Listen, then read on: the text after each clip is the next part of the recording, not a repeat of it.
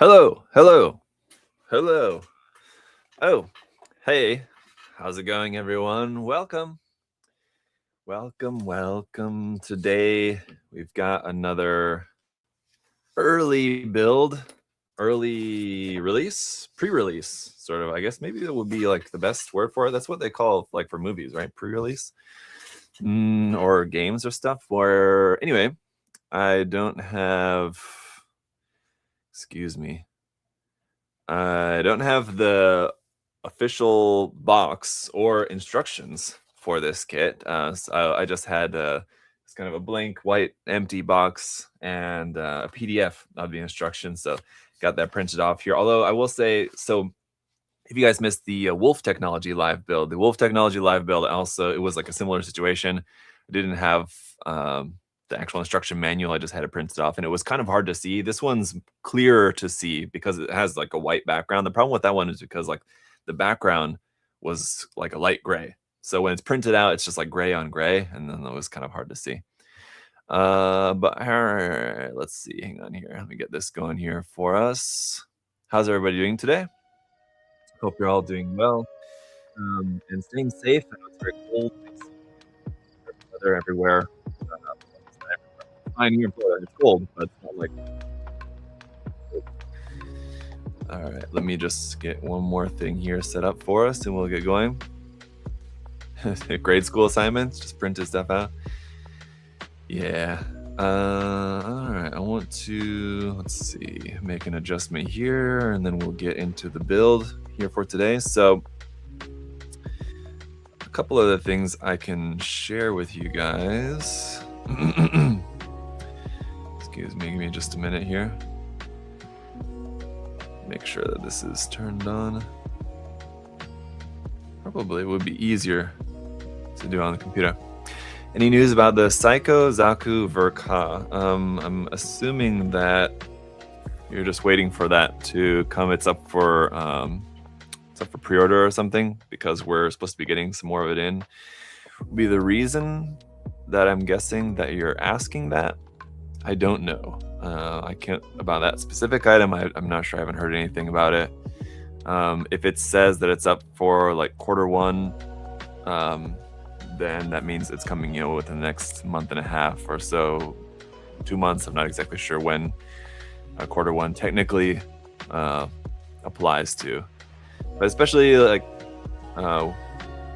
with different things. I mean, that's also not always like for sure. It's Q1, but it could end up being that like, it's a week, 2 weeks, 3 weeks after technically Q1 is ended. That kind of situation. It can happen. So I'm not sure. I haven't heard anything about that specifically, but all right. Can't wait for Saturday to be 20 degrees. Yes. Yeah. And so one thing that I'll mention too, I'm going to post something about it later today because we're just trying to like finalize the details about it. But since David there in the chat, and I know is a frequenter of our build days here. So the build day is this coming Saturday, and usually I'm there. And this Saturday in particular is supposed to be the first of many, or at least first of the Gunpla workshops that I'm going to be leading at build day. But we have to postpone it because I have like a family emergency. I've got to go up to my parents' up in Illinois. I have to travel, so I was thinking about waiting until like after build day, but I just kind of don't think that I can or should. So unfortunately, yeah, we have to postpone the workshop. Build day is still happening. It's still going to be build day this Saturday. So I mean, please come if you are normally coming. If you enjoy it, or if you've never been before, come hang out. Enjoy build day. Yes, let's see, what is that part?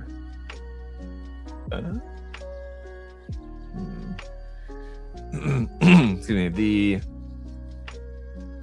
Why does that look like that? Okay, sorry, I'm just trying to see. I just got finished saying that this manual seems easier to see, but now I'm like second guessing that. What was I saying anyway? I don't know. Yeah, come to build day. the workshop.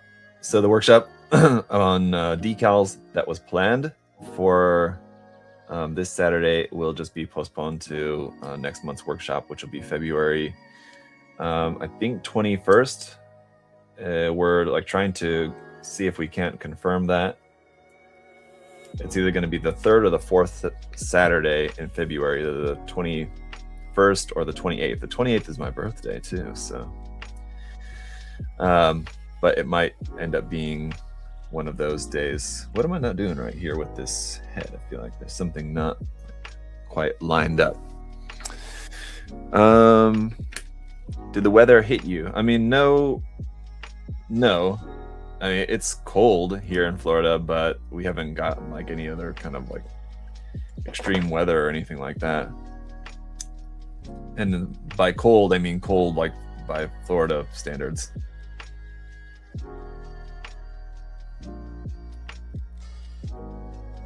Now, what's the deal with this? Okay, what's not going in? Everything's there. Everything should be in place. But this to just fit right in there like that.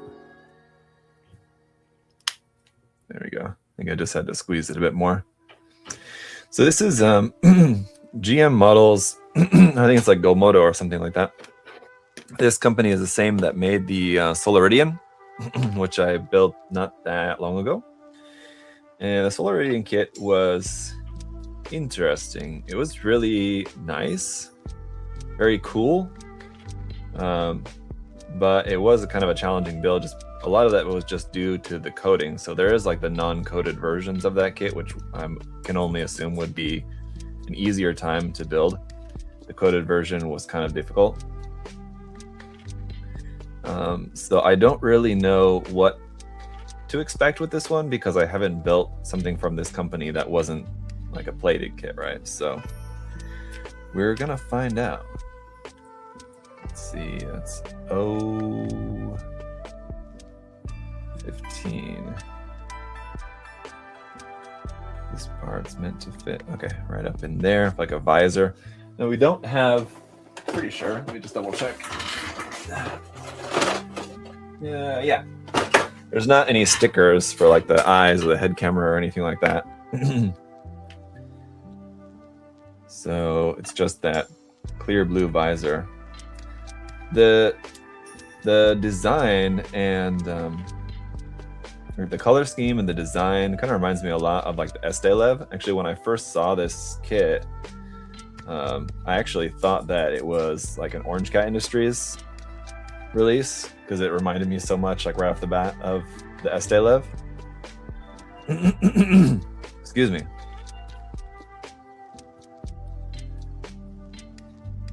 But no, it actually is not. So anyway, how's everybody else doing today? Oh, I said at the start that I had other stuff to show you. Let me show you what else I'm working on. This I didn't live build, but I did build up the Lycoris here as well. I realize it's a little out of focus there. This one was really cool. So I'm working on the review of this one right now.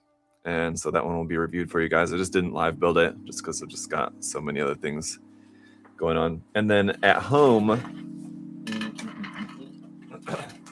I'm working on the build of the Star Abyss, aka the Harut model kit. So people had been asking before about that because we had previously had like the black and purple version of the Abyss, the Star Abyss, up on the website, but there is also like a white and orange, kind of like the original color scheme version as well, which we didn't previously have up on the website, but we are getting it, and I believe it is up on the website now. So if you guys are interested in that, if you had been waiting on that, you can check that out, because as I've heard, at least for like the first batch, I mean, maybe we'll be getting more later, but as I've heard, we're not getting very many of them. So I don't know offhand if maybe that's just, you know, for now we're not getting many and we might get more later, but just to be safe. I mean, if you're interested, I would definitely look into it. I think the black and purple version we're getting more of than the white and orange version, strangely enough. But both versions we're not getting all that many. But I think it's one of those that once people like see it, especially like once like I do a review of it, and like once people see more of it, because I think there's just a lot of people maybe that just don't know that it's coming out. Once people see it more, I think a lot of people are going to want it, and so we're probably going to need more than what we're getting. So I'm not sure. That's what I'm saying. I'm not sure if we're going to ultimately get more than what we currently have planned. But here's the head so far. It actually went together. There was a couple like tight bits there, but ultimately I think it goes together quite nicely here. This purple part here on the front feels like it should be just like a tiny bit more. There we go. Just had to give it a little bit more pressure, but it looks cool there. I like that. You do have some nice molded detail up underneath the visor part. It would be worth maybe painting that in with silver or something, I think. But it still looks pretty good, I think. Very cool. All right, let's move on to the torso. I'd love to see your review of the Starburst. Yeah, so far I'm working on just like the base body, and I've got like the head, torso, waist, and one of the legs done. So the base body is like kind of half done. And then there's like just a ton of parts for like all the equipment and everything. I mean, if you guys saw my like short where I was like posting about that, you saw how big the box is. I mean, the box is huge. There's just a ton of stuff in there. But so far the build, like, because it has like metal parts in it, it definitely feels like more hefty, and it's quite like stiff because of that as well, which especially, you know, hopefully it'll stay that way, because once we start like adding stuff onto it, all that big equipment in there, you're going to want it to be able to take that weight. But the build, I think, how it's coming together, how it actually looks like, it reminds me a lot of like the SNA kits. So if you guys have ever built any of the SNA kits, one thing that I really like about those is just like how smooth the parts fit. Like the tolerance on the parts is so good that the parts like fit really snugly, not in a way that the parts are like tight fitting, but like there's like no gap between the armor. Like you'll have like armor parts that like fit together and like kind of overlap, and one fits within another, but like the fit is like so like perfect and snug. The Star Abyss is going together in a very similar way, and so it's it's just coming together very nicely. And like the part separation and color separation and everything on it, it's like really nice. So it's looking really good so far. And then it's nice that like all like the big equipment parts aren't they also have a lot of parts and like a lot of part separation and everything too.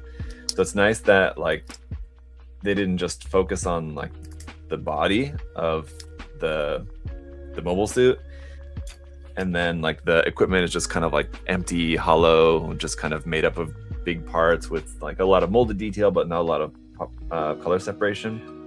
That's not the case, and you can tell that like there's definitely a lot of engineering went into even like the equipment as well, which is nice. So, how's the plastic quality feel like on this kit? I mean, it feels like pretty standard. Like if you've built any other kind of recent third-party kits, they all have this very similar kind of feel to them. The plastic is like a little soft, a little buttery, I guess I might describe it as, if you kind of get what I mean. Not in like a bad way, but just okay. I think what I might need to do is, let me see, I'm gonna pull up the instructions so that I have them on my computer screen as well, because there's some bits that I'm noticing are going to be kind of a little bit hard to see, like if the parts are like black parts going on to another black part. So let me go ahead and just, let's see, airdrop this to my computer real quick. so I can see it.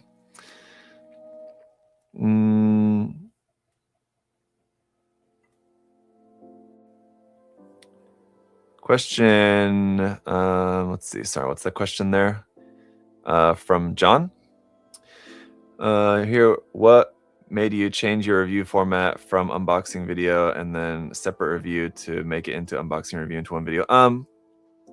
A couple of reasons. I originally separated it just because then like the videos were kind of too long, and like that's something that I heard from people was that like they didn't like the length of video. The videos were kind of too long, which was partially due to like trying to do like the unboxing and review and everything kind of all at once, but then also just because of just kind of my delivery style, the way that I talk is kind of slow, and I don't know, used to be, I feel like I hope I'm getting a little bit better at it, but like people would complain too that I would also tend to be kind of repetitive and just kind of rambling.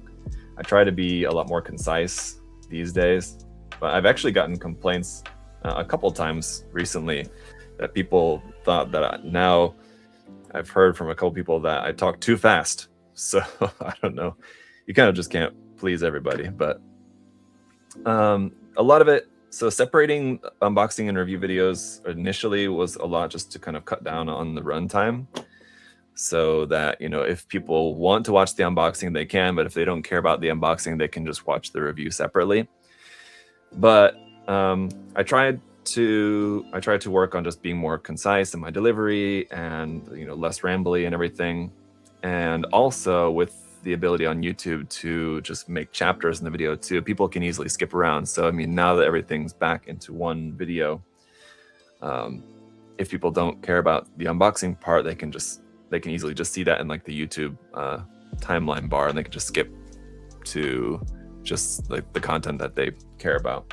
So it's just kind of, you know, as the platform makes changes and, you know, like I try to adjust what I'm doing, you know, from time to time, you know, things just kind of change in how that works. So I mean, I'm always paying attention to feedback that I get from people, and, you know, try to adjust accordingly. Like some of it's useful, some of it's not, but, you know, and sometimes like I might get feedback that, you know, might make sense, but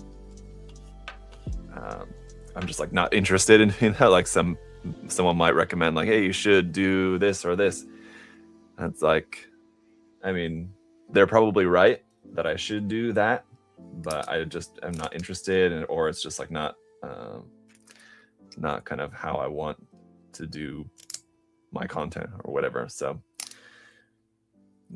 always happy to receive like ideas, suggestions, criticism, whatever from people. That doesn't always mean that I'm going to do anything about it.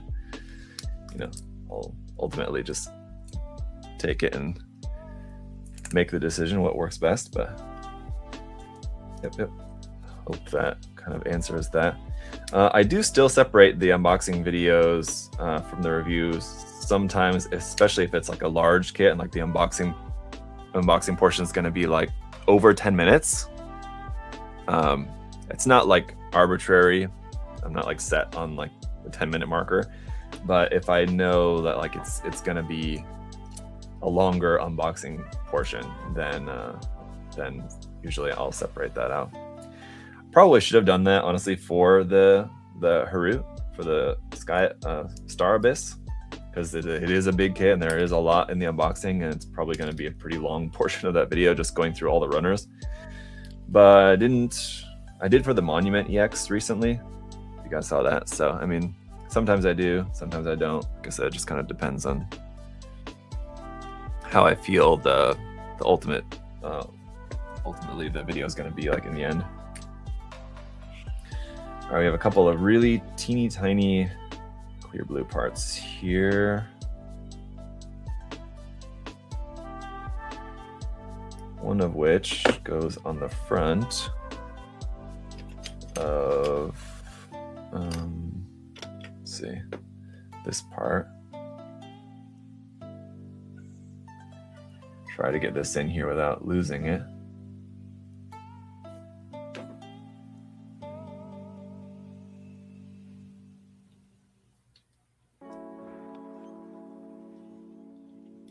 Last night while working on the Star Abyss, I had a couple of scares where like I thought it was like twice. There was like a small runner that I was like cutting out all the parts and everything.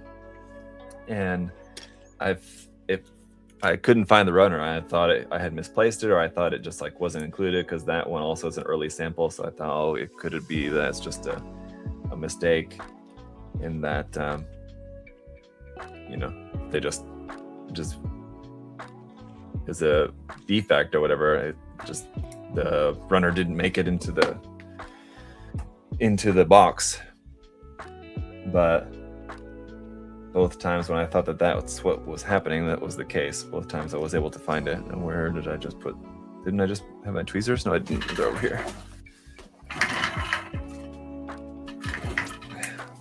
Here, let me show you what's going on with this. In the torso for the like pilot here, that gap in the chest, there's this little blue part, that clear blue part that's supposed to go there in the chest of the pilot. Kind of odd, and ultimately, no, I wouldn't. Oh, it did fit in there pretty nicely. That was good. I thought I was gonna have to like squeeze it in. It was gonna be like really challenging to get in there, but it dropped in there almost a little too easy that I'm worried about that falling out. I'm gonna put like a little tiny bit of glue on that just in case. And you do also get an extra of that little teeny tiny blue part. So that's good. If you do happen to drop it or lose it or something, you have an extra. You don't have an extra pilot figure though, but you do have an extra that little blue bit there. Okay. Then how did that go? That feels wickedly unnecessary. Detail is detail, yeah. Kind of seems like it would make more sense to have a clear part for like the visor of the helmet. So what portion am I on? Geez, sorry. Himodi asked. I am on the torso. Now, yes, I am finding it much easier to. Well, let's see. It's oh, okay. This is interesting. So.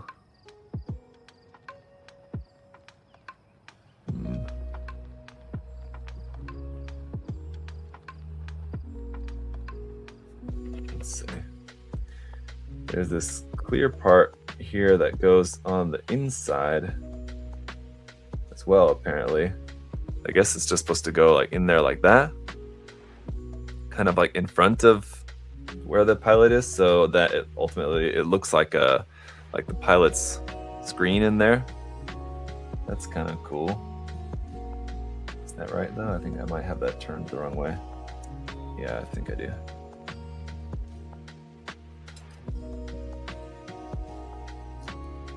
Come out of there.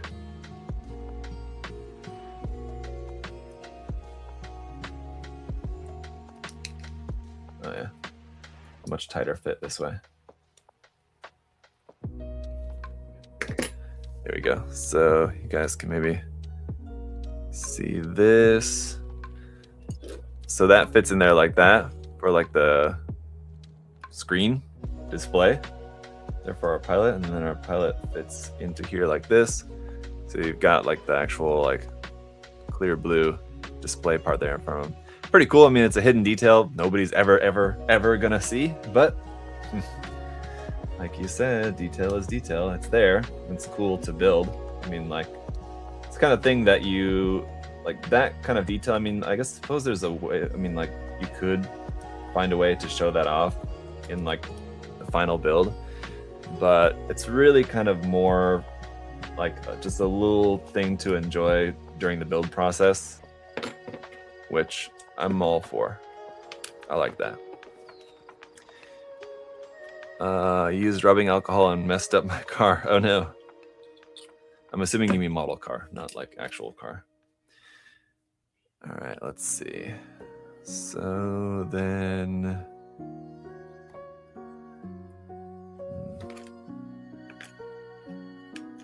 this part here at the front.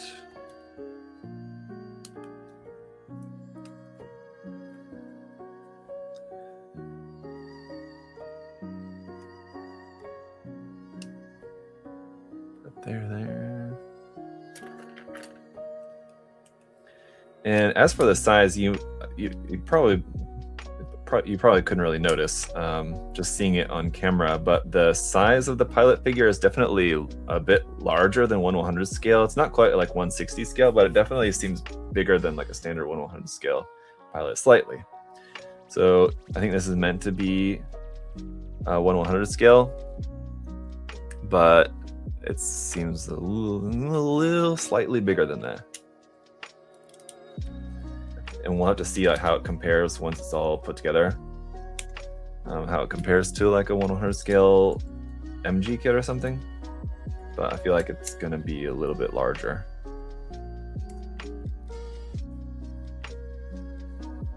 So it'll have a good size to it.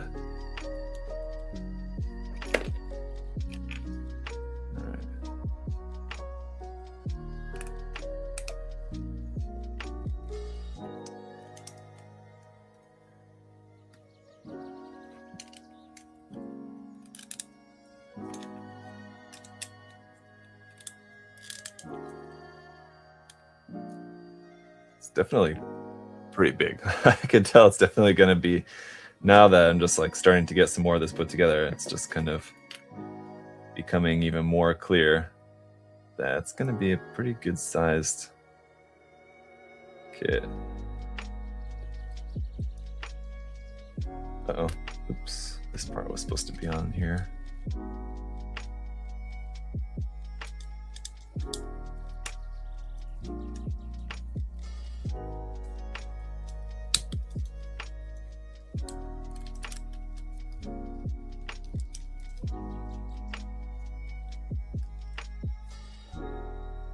That. Okay. Billy Burns, what's up? How's it going? Can you build the PG Barbatos Lupus Rex third party when that comes out? Yeah, it's very likely that I will get a sample of that kit as well, and we'll be building it, yes. Like with this one and like a number of kits recently that you guys have seen, getting these as like kind of early samples directly from the manufacturer.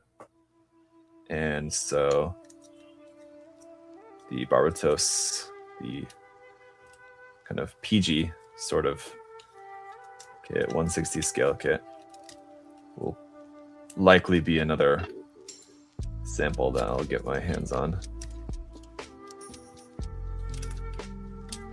So we'll see.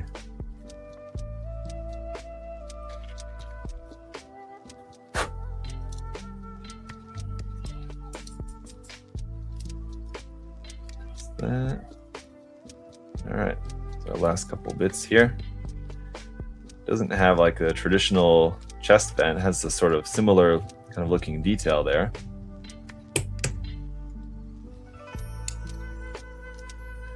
There we go.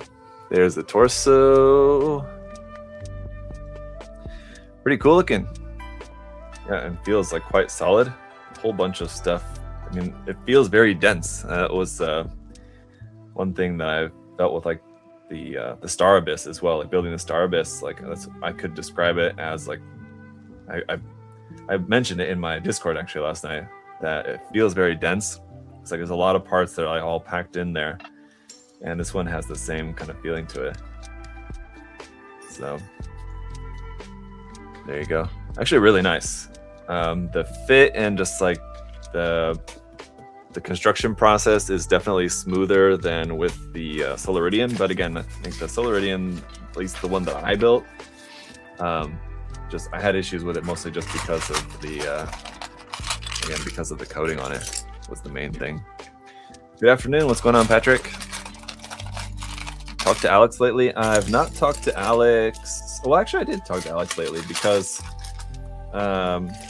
he might be getting married soon. So I did talk to him a little bit, and it was his birthday.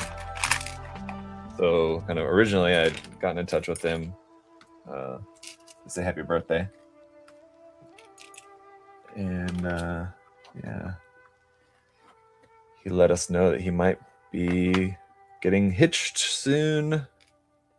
Well, he's planning to. I guess I'm just saying he might be, just because, you know, I don't know if he really wants me to say that publicly, but it's kind of too late. But based on what he told me, that's what's happening. Oh my God, ZakuAurelius, yes, it's me. You're so goated, so based. Oh, thank you. How do you get samples? I'm trying to get my channel to grow. Well, you know, I'm not sure if these companies, like the manufacturers, are interested in like just sending them out like normally for just like reviewers, like, yeah, normally. I think a big part of the reason why I'm able to get them is just because, like, being affiliated, like working here at USA Gundam Store, like, it's more so that the samples are sent like for the store than for me, like, directly, if that makes sense. It's just that I happen to be here, and so like that's a part of it, like the manufacturer, and because like we, like as a store, order a lot of the kits from the manufacturer, so they're kind of more, you know, more willing to work with us, basically sending us these early as free samples to review and just kind of help to sell more, essentially, right? But where's that part? Q3. It's not that one, and it's not that one, I don't think. Or it is that one. No, yep, it's the opposite of that one. Here it is. This one? Okay. All right. Interesting. But as far as like getting your channel, like wanting your channel to grow, you don't need like free and or early like samples of kits in order to do that. I mean, I get asked that every now and then from different people, and you know, essentially, like, my answer is usually the same. What I like to tell people is that, like, when it comes to making content in this space, I mean, you know, I've had pretty good success with it, I guess, but I'm not the most successful, and it would be very easy for other people to do, you know, just as good, if not better, than me. So basically,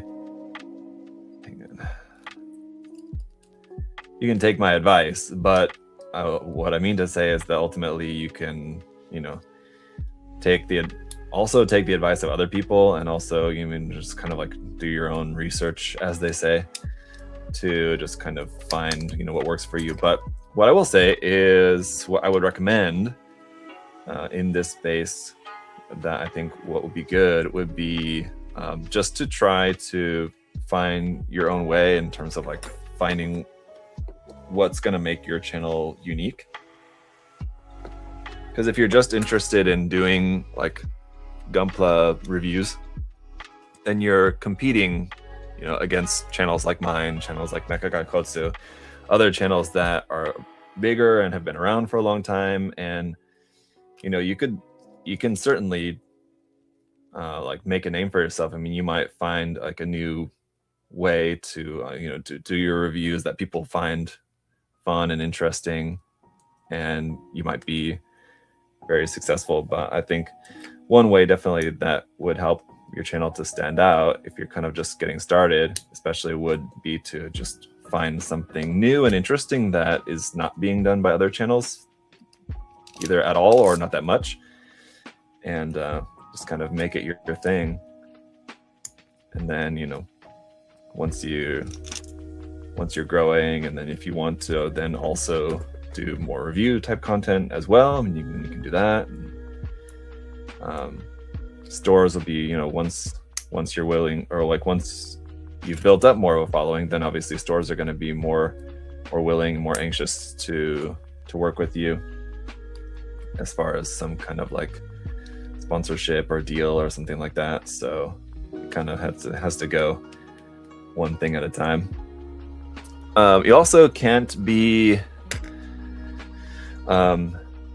you can't be discouraged when like it doesn't just like take off right away, because I mean it might, but probably it won't.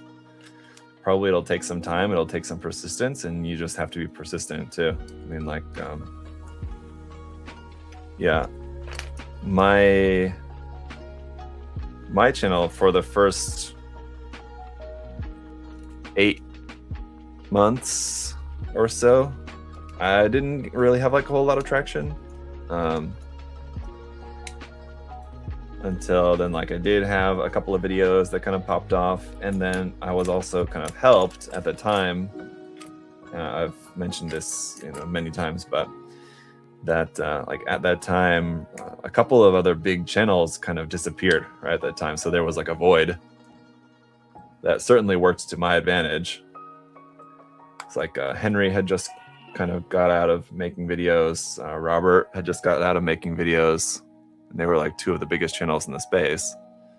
So that helped me.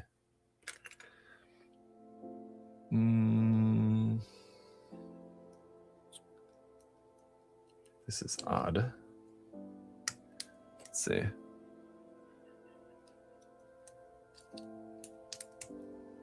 So yeah, and also my focus at the start, or like my goal at the start, was not to like get like sponsor or get stores to like send me stuff. So I would not start with that as your goal, because then you're gonna be like kind of orienting everything like with that in mind, and rather than like focusing on like what you want to do and like what you want to share with people, and like trying to like find your own voice and your own style and everything, you're just going to be focused on like what's going to get me a sponsor, what's going to get me free stuff. So like this is another like anecdote that I've told many times, I know before too, but like I remember like when I was first starting my channel, and I was saying to my wife, it's a D33, almost missed this part here, hang on. I was saying to my wife, who we weren't even married, or we were not yet married at the time. Hang on, what part is that? D33 should be a little white part. I remember telling her that like, yeah, you can like some people like even get sponsored, and like stores will send them kits and stuff like that, and I don't expect that to happen for me, but it would be cool someday like that, and then fast forward to now where it's my full-time job. But at the start, it seemed like just one of those things that like, it would be cool if I was able to work something out eventually, but it wasn't like the goal. Goal was I just wanted to share stuff that I was making and do all that. But yeah, that's the story. That's a few things. And yeah, you I think it's important to like actually like enjoy what you're doing and like care about what you're doing as well. I mean, like I think that it's something that definitely comes through in the content. If you're doing it like for, I don't want to say the wrong reasons, but if you are like just like trying to get stuff for free, or just like trying to make a name for yourself or something like that, then I think that comes through in the content, and it turns a lot of people off. I think people are more interested in seeing someone that's like more genuine, or at least just like really is just like sharing something that they're passionate about, something that they enjoy. And if you're not enjoying it, then I think that's going to come through in the content, and the content is not going to be as good. So it's another thing that I think is important. But then again, I do see content from time to time that I do kind of get the sense that it's, you know, it seems to like do pretty well in terms of like numbers, but I don't really get the sense that the person's like really that kind of passionate about like what they're doing.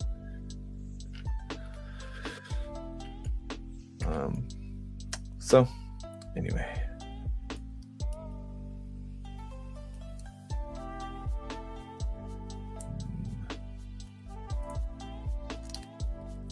I guess part of the reason is I won't stay on this topic for too much longer. That I just like keep thinking of other things, just because it is a question that I've answered many times, and so I know like it's kind of the typical things I usually tell people when they ask. But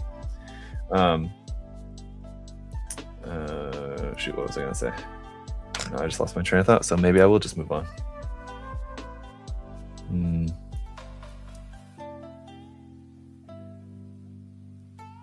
Yeah, I don't know. Okay, anyway.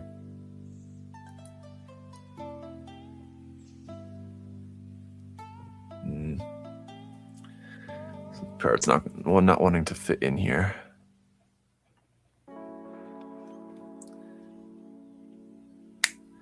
How is your Rising Freedom, guys? I just finished building mine. Rising Freedom? The HG kit?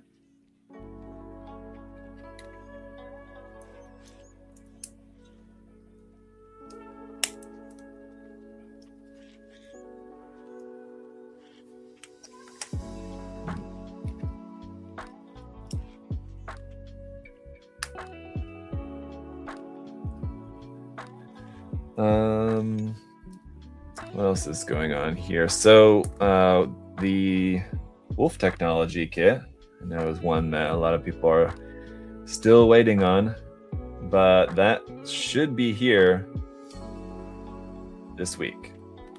I think Adam put out an email letting people know that we should have it within like the next 7 business days, but that's still like the best thing to go off of like officially. But you know, barring any other major delays,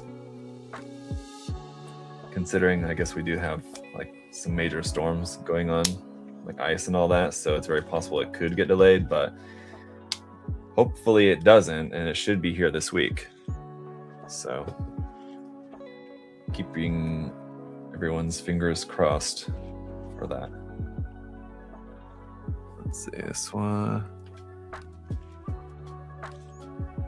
I am finding it is easier to see the instructions. I've got the PDF pulled up on my computer here, but then I can't see the chat is the problem. So I'm trying to find a good balance.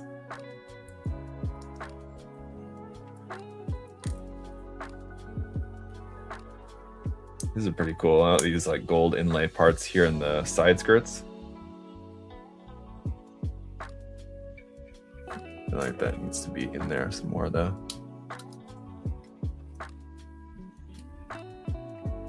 There we go. And then the opposite side. You guys seen any good movies or anything lately? I've been making my way a bit more through the original Twilight Zone series, which I think I'm on, like, not, I think I'm through the like first season or whatever, onto like the second season or something like that. I'm not sure. It's not like really called seasons, I guess.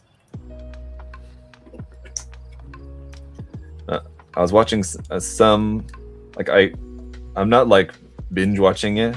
I'll like watch a few episodes and then like I won't watch it any for like a few weeks or a month or something like that, and then like a few weeks later I'll come back and watch a few more episodes,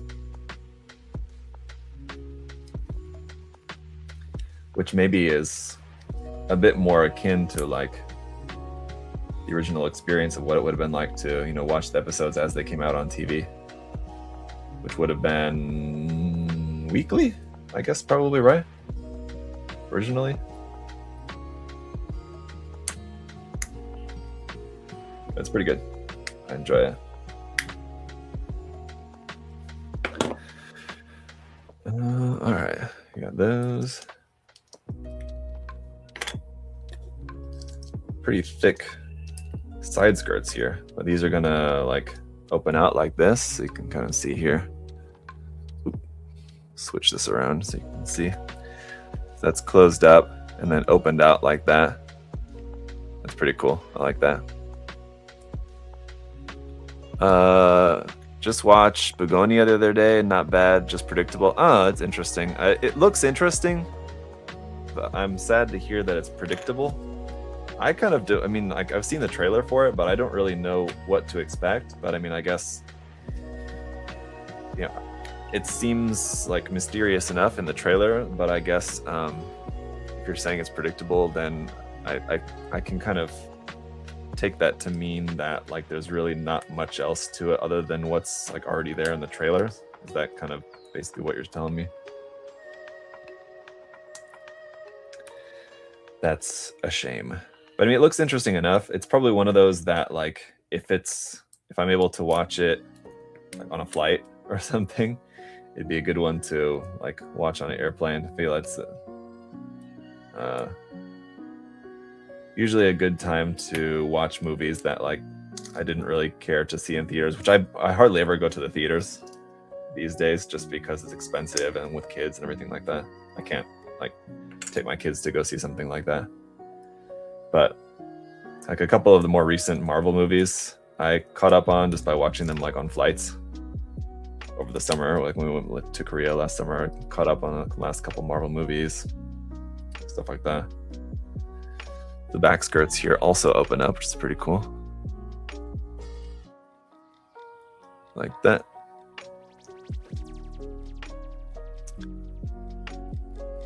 What were you asking, David?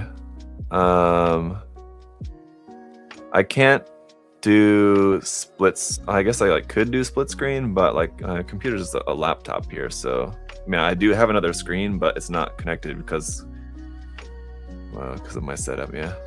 Sorry. Just clocked what the ending would be in way after seeing the trailer. Yeah.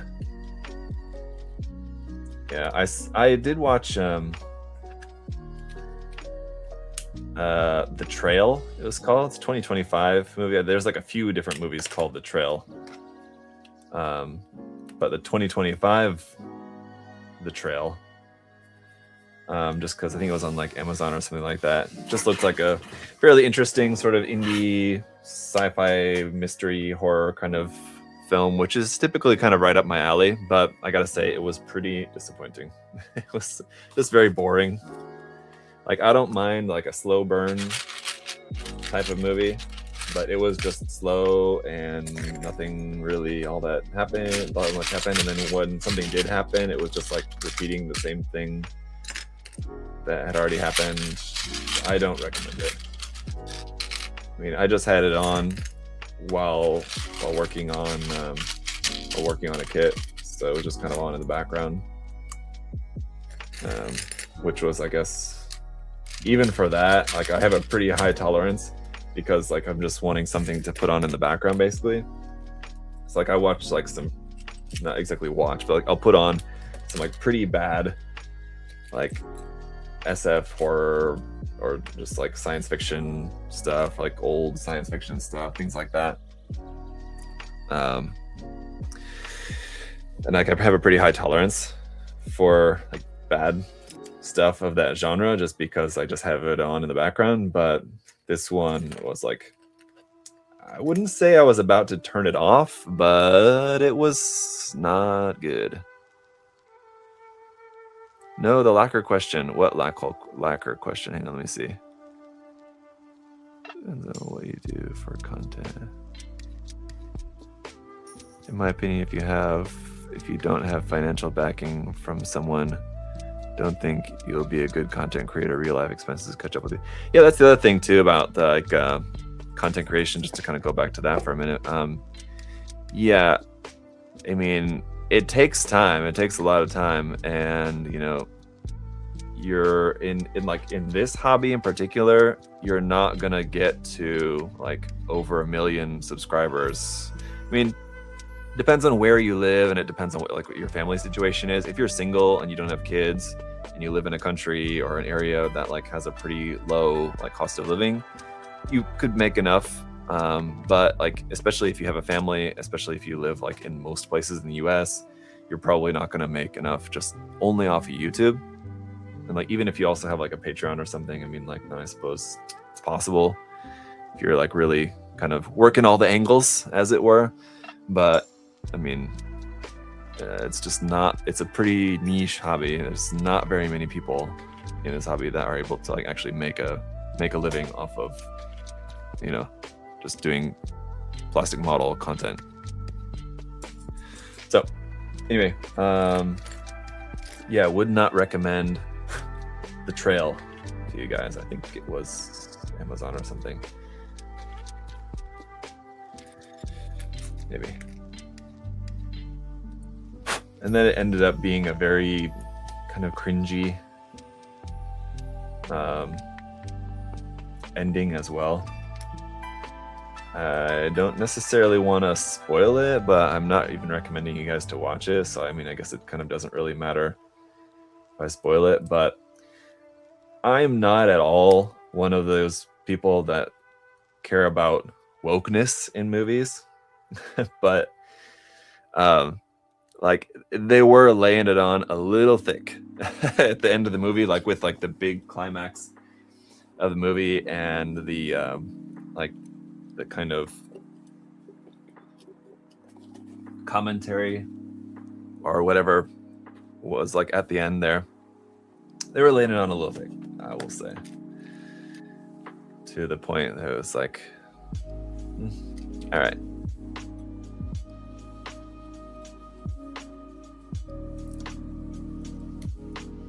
But like I said, I'm not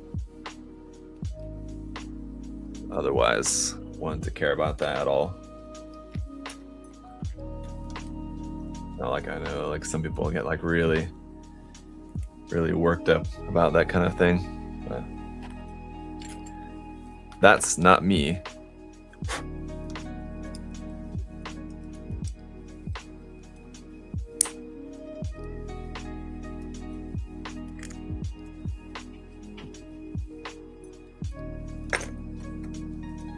Pretty interesting construction here for the arms.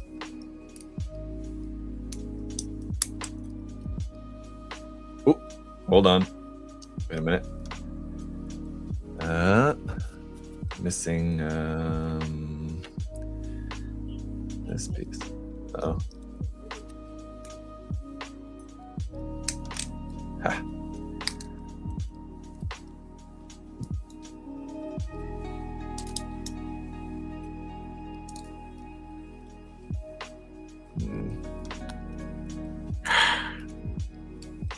All right. Making sure I got everything there. Do you think this kit was meant to be painted and customized? I mean, all kits technically are meant to be painted and customized. Yes. As far as like customized, let's see, what's the thing? It sounds like there wasn't any nuance and it became preachy. What's the name of the movie? Yeah, not exactly like preachy, sort of, but yeah, the name of the movie was The Trail, starring like nobody, and yeah, 2025, which is important because there's a few different movies called The Trail. Like after watching it, I looked up, I searched for like reviews of it because I was interested to hear like what other people had to say about it, like assuming that the reviews would also be pretty bad, like along the lines of what I was thinking about it as well. I couldn't even find any reviews of it. So I know it's like fairly recently released, 2025. Maybe it was like towards the end of the year. But I could also just be one of those that just nobody cared even to review it. But it seems like there's just like channels for everything as far as like reviews go.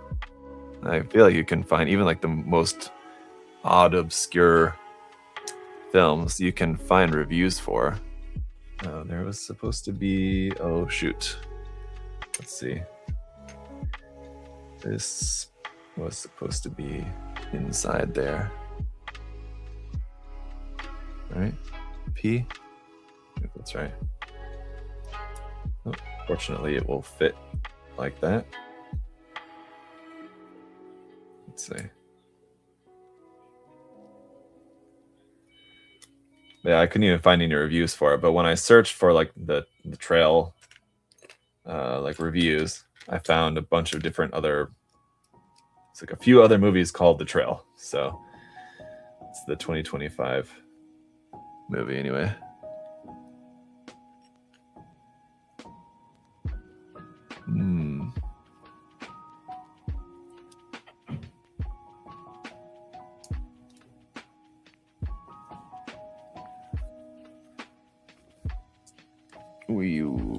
Let's see, and then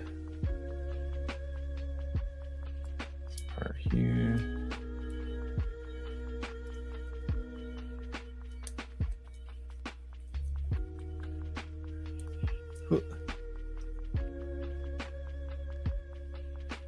Not gonna fit into there. Guess so. All right. Average rating that it has on Letterboxd is 2 stars.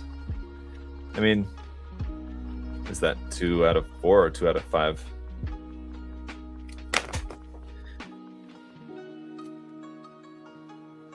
It doesn't really matter.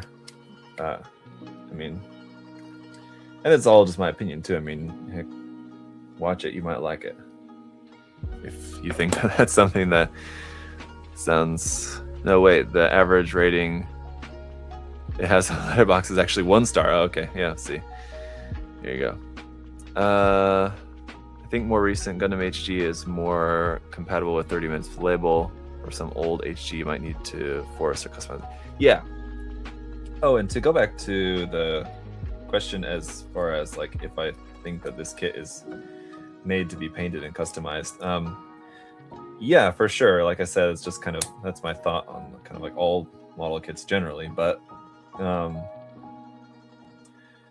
one thing that I've kind of noticed about third-party kits like this, and something I've talked a bit about with my good friend Chris Pabs, who is usually here for these live streams, but I haven't seen him here today. Maybe he's not here.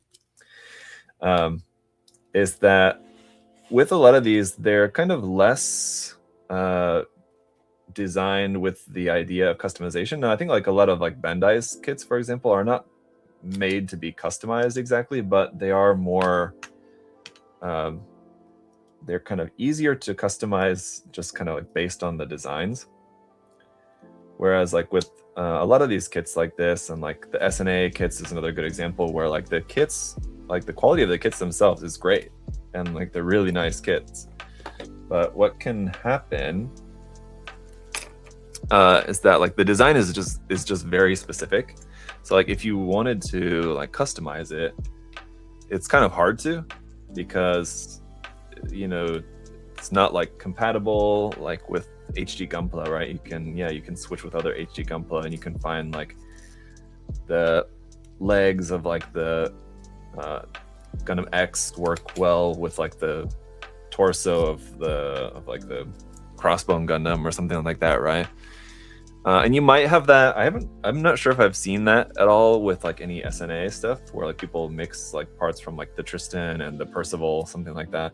I think you might have like a pretty easy time in terms of the compatibility in that sense. But generally speaking, the kits are like less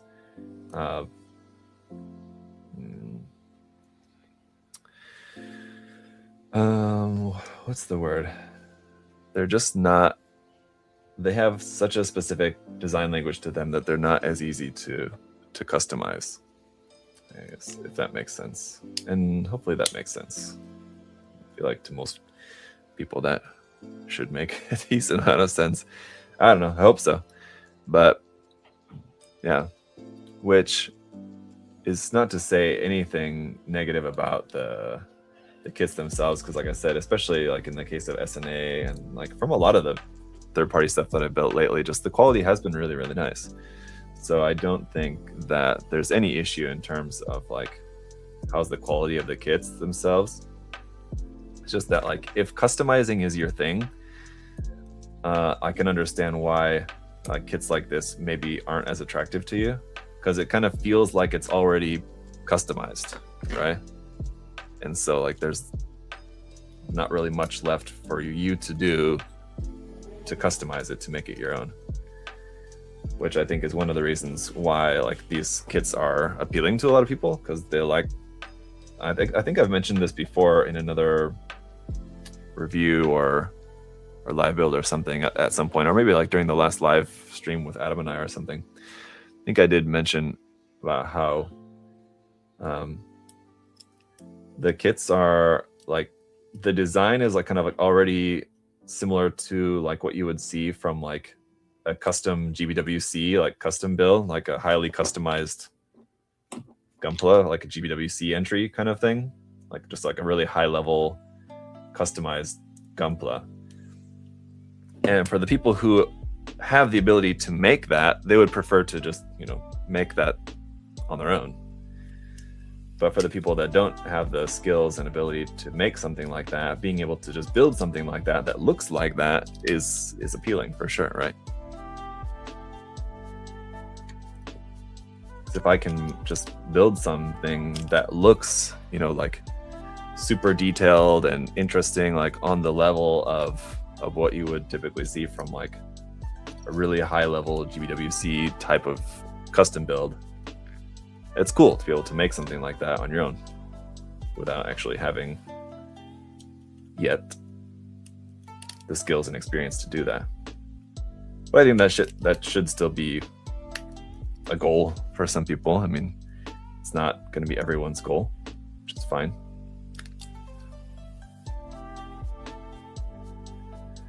All right, I think that's it. This is very dense kit. Put everything together. It's very solid. Our hand parts are interesting.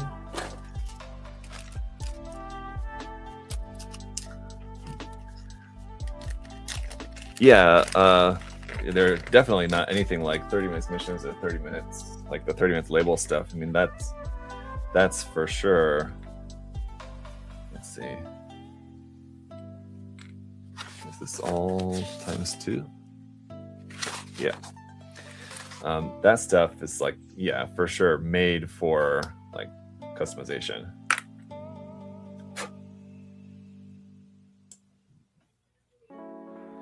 I guess this would technically be the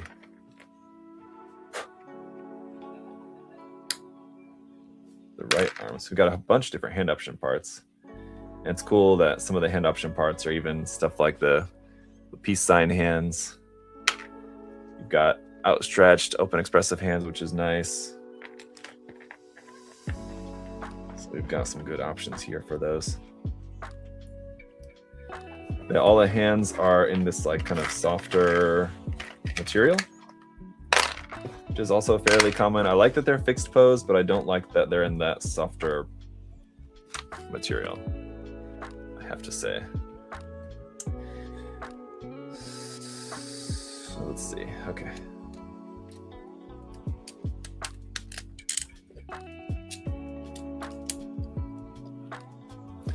Pretty big and beefy. It's definitely much larger than a standard 1/100 scale kit. I can say it's not up to like 160 scale, like perfect grade size necessarily. And we'll see how big it ultimately ends up being. But it does seem, which is interesting because I mentioned earlier how I thought that the design at first reminded me of the Estelev, and it kind of looked like it was something from like Orange Cat Industries. Interestingly, it is kind of shaping up to be very similar in size to the Estelev, which was a pretty big kit. So, you didn't read my comment, buddy. Oh, Sorry, pal. Should I? Let me go up. I just subscribed to your amazing channel. Oh, thank you. Appreciate that. Sorry I missed your comment.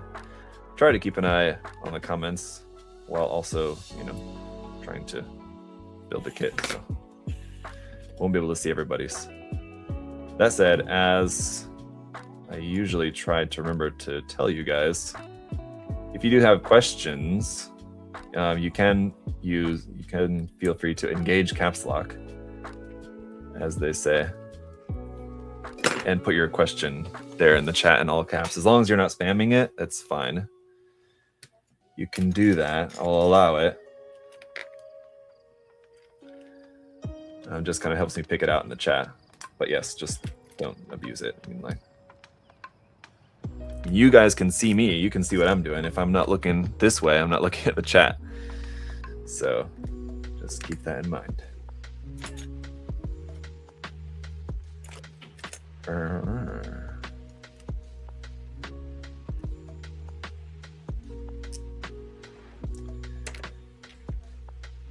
Second arm here, and just kind of putting together the shoulder real quick while it's still fresh in my mind. Shoulder armor anyway. It's like I'm screaming. I feel so awkward typing in all caps. Yeah, I understand.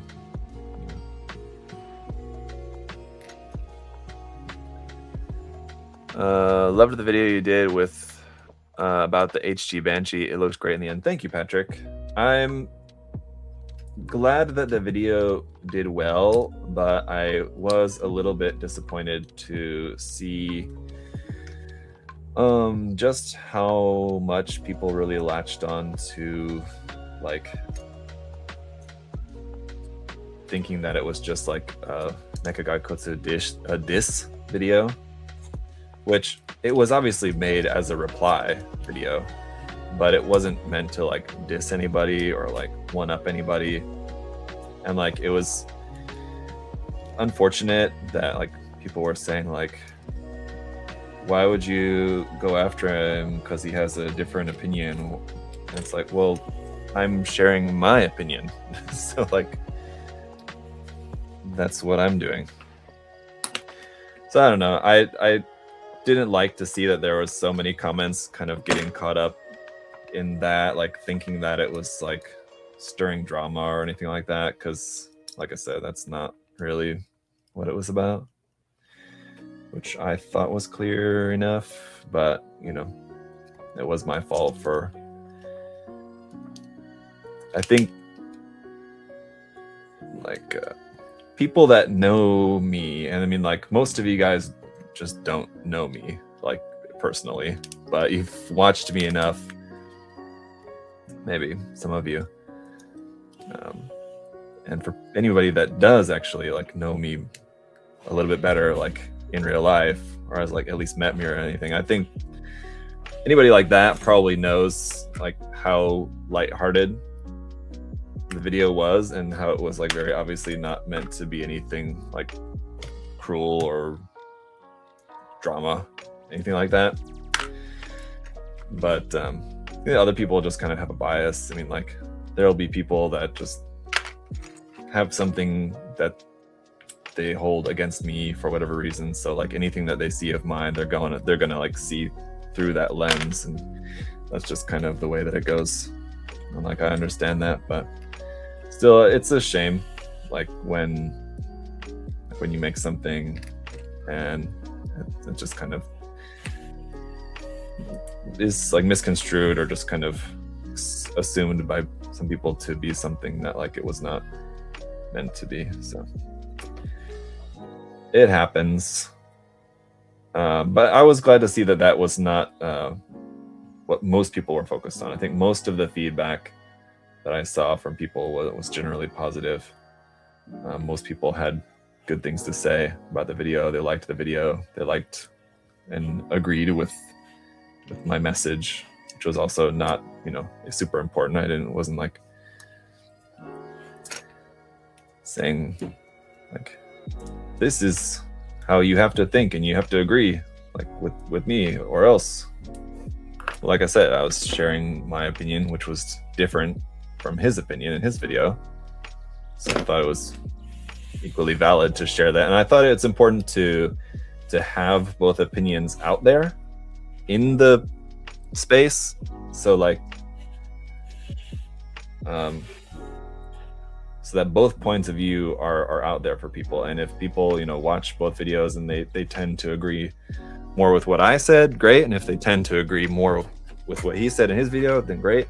But at least, both opinions are out there and people can kind of make that decision for themselves, just kind of based on their own experiences and their own, perspective. So that's the deal with that. As I said before, you can't please everybody, so it's fine.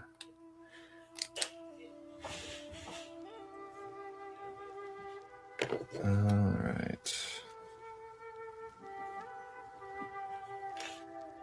Coming along, I'm glad to see. Oops.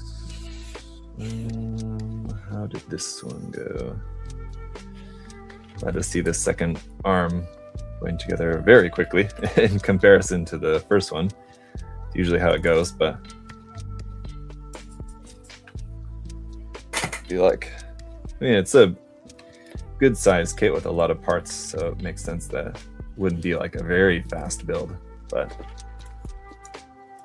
not exactly been like speeding through the build, but this part in particular is going together rather quickly. Building the arm for the second time around. I hope you have a good video for April. Oh, for April Fools, of course. That's like it's my bread and butter. Let's see. You didn't even say anything negative. It was just a reference to his video at best. Yeah, that's what I thought, and I think like came through like for most people, but there are some people, like I said, people are just going to just like assign like whatever they already think about me, they're just gonna kind of like view the video and like anything that I say like through that lens. So,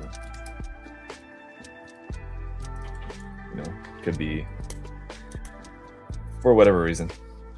I don't know. I won't get into it, but that's just how it goes. I saw that video and I didn't perceive it as a threat. No brother wars in this genre of hobby. I don't know what brother wars is, but yeah, I take what you mean. We got like 5 HD unicorns and love each of them. Yeah, like I think I was pretty clear in my video too that like I accepted the premise that it's not a perfect kit. Like that's how I began the video. It's the very first sentence of the video was that I said I agreed that the kit's not perfect and it has its flaws, and that was the whole point of the video. It's like, here, okay, yes, here's some flaws. Missed a part here. And then I went on to explain why I think the flaws are not as big as some people, and not only exclusively Mechagonkotsu, because like I said, I've seen other people, other YouTube channels, and just people like just online generally, just like basically saying a lot of the same things about the kit. So it was not even, the video was a response to his video, but it was generally just kind of a response to the entirety of the community. Anybody who was kind of like sharing that same kind of point of view online, just because that was my point, is to kind of like encourage people to, rather than just like parroting what they're hearing other people saying about it, just to like take it from like a different perspective. At this point in the build, I have to say it reminds me a lot of like something from Border Break. You guys get that vibe at all? Just kind of like the chunkiness of the design and like the details and everything reminds me a lot of Border Break. big back skirt part kind of makes it hard to show. I'm like trying to show you guys, and it's like this big thing sticking out the back here. So, all right. I don't know if you talked about it already, but are you excited for the new Patlabor RG? I've not talked about it already, but I can if you want to. I'm excited. Yes, sort of. I mean, I'm excited for something new always. Patlabor is not something that I'm like a huge fan of. I have a couple of Patlabor kits, and like I've got one here, which is the Machine Bust Collection Patlabor. It's like a 120 scale bust kit that Max Factory came out with, which is really cool.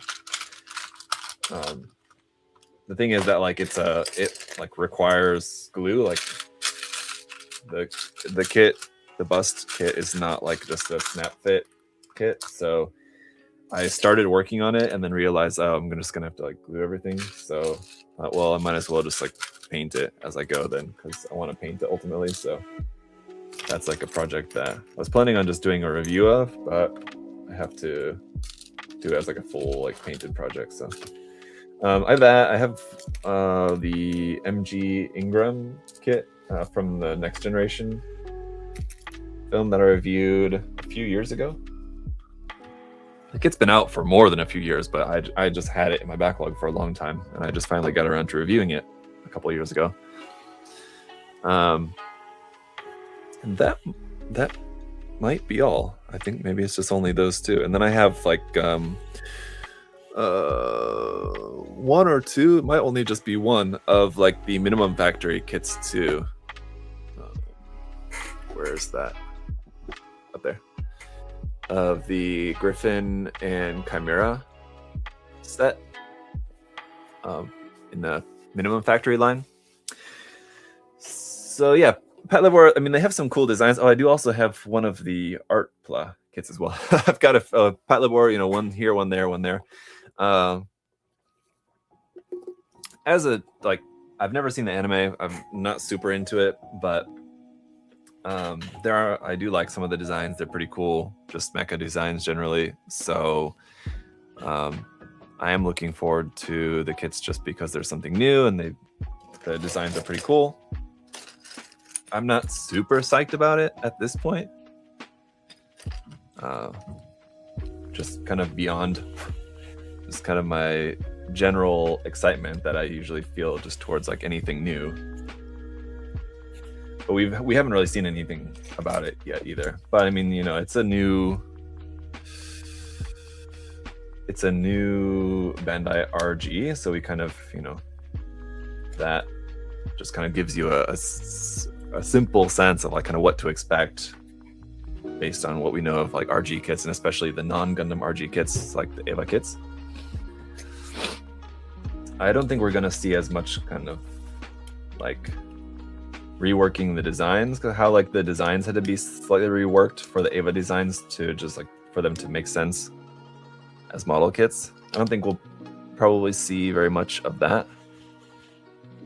There is another part in there. Dang, I'm putting this together like I feel like I'm missing a part, but I didn't see where it was, and now I finally see it.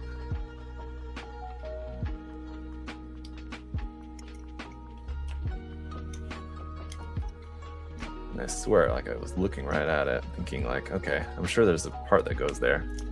I looked, I didn't see anything. I was like, okay, maybe not. But there was missing a part right here. Let's see, which would be this one. And I'm gonna have to take that apart some more, I think.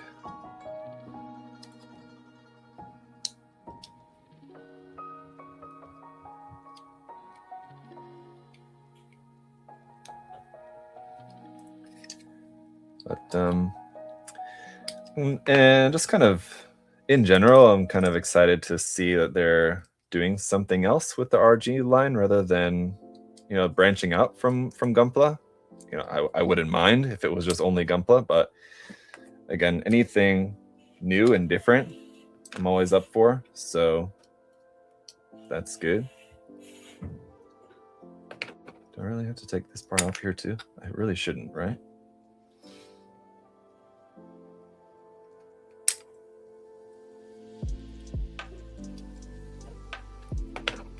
having to take this apart more than I would have liked.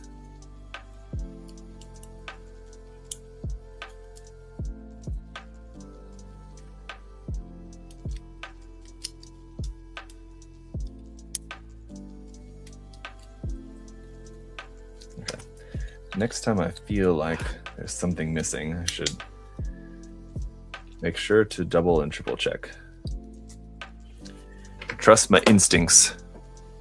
Now,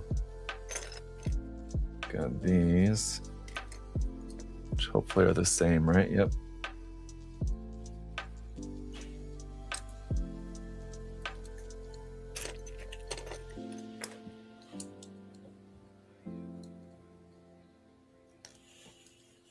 I had seen once we got like the teaser announcement for the Patlabor RG, I'd seen a couple of comments actually from people wondering if that means that we might now also get sometime in the future, maybe get like a Scope Dog RG kit or something, which could be interesting. I mean, we've had Bandai's been making those HG Scope Dog kits for a little while, and assuming that those are doing pretty well, I mean, maybe I forgot another piece.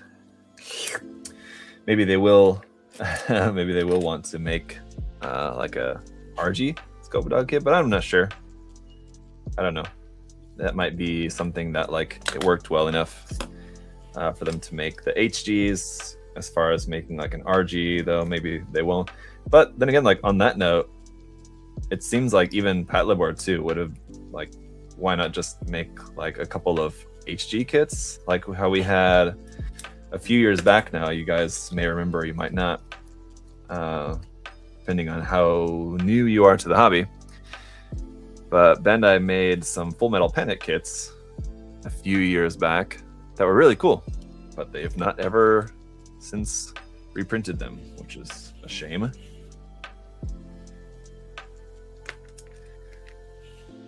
But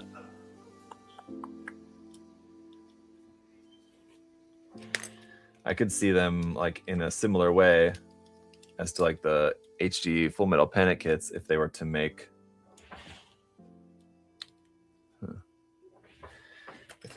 like some HG Patlabor kits, something like that would be kind of cool.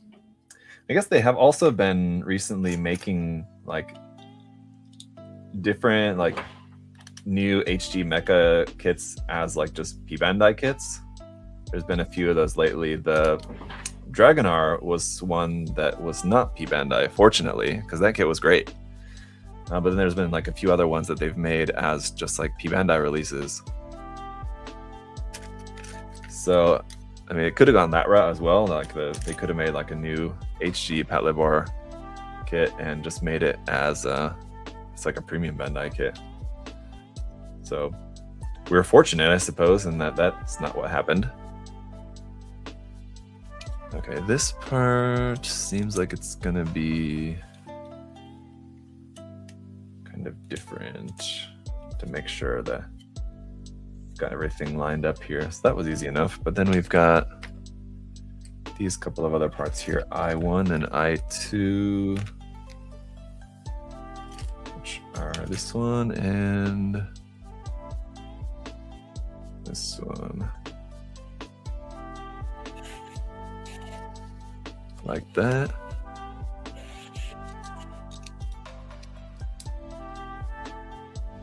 That's interesting.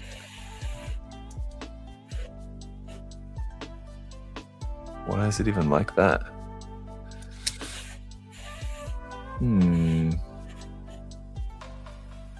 So if you look, this part, like, oh, no. I have it backwards. That's why, okay. Looking at that, like, oh, that's a cool detail, but like, why is the detail facing the inside of the ankle? That like doesn't make sense. I had it backwards.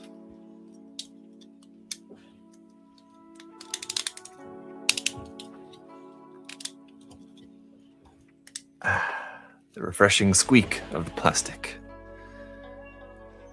Okay. Good morning, Zach and everyone. Good morning, Julius. It's not morning anymore here, unfortunately. It is very much afternoon, 1:30, just about. Wish I could say that it was still morning, but unfortunately the morning is gone.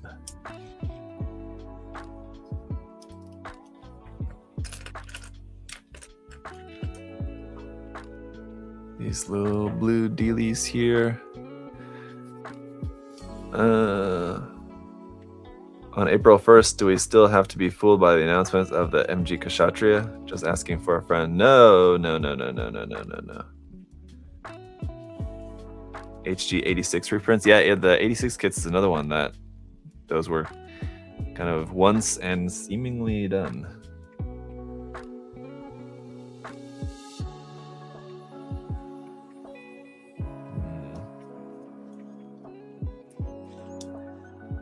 Kind of a bit perplexed as to how these parts are meant to fit on, but I think I just guessed it straight away, which was good. How these clear parts are meant to fit on there. Oops. Ah.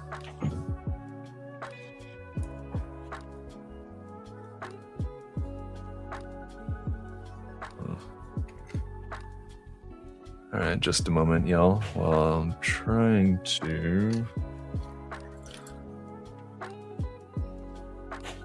make sure I've got everything on here, right?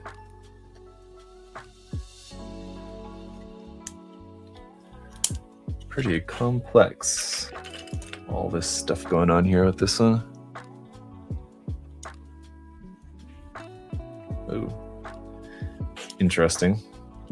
Why this part is the same. It's like a little detail part here. But it seems like it's basically the same color as the frame. It looks like it's very, very, very slightly different. Where's the opposite one? There it is.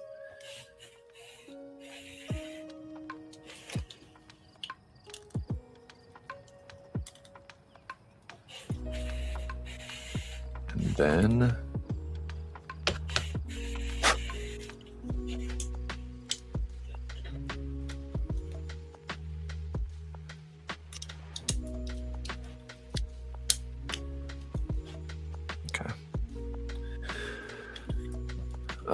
I'm low-key addicted to... Oh, the camera is frozen. Here. Let's get rid of that for a minute.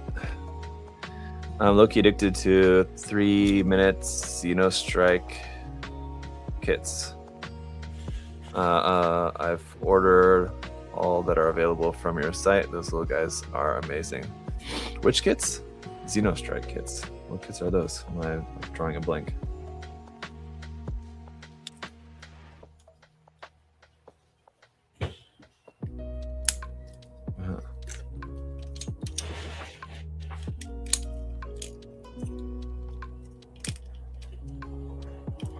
To be fair, it doesn't say 3 minutes. It's 3 MIN. 3 minute Xenostrike. Is that the Plum kits, Julius, that you're talking about? Sheik Mainland 3 minute project. Oh, okay, yeah. The Sheik Mainland ones. Yeah, okay. Yeah, I've got one actually right here. I showed this recently. Oh, you guys can't see it. Here you go. Right here, this one. This little guy. Yeah. Because they come in 3 packs, so I was going to paint one of them ahead of the review, which I still need to do that. So I will be working on that. But yeah, those kits are nice. They're cool little kits. Definitely.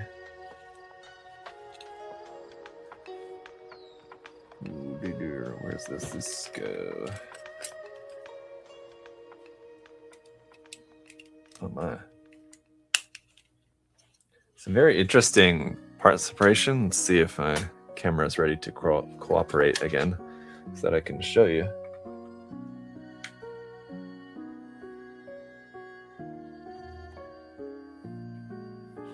Is it working? Yes. Okay, there we go.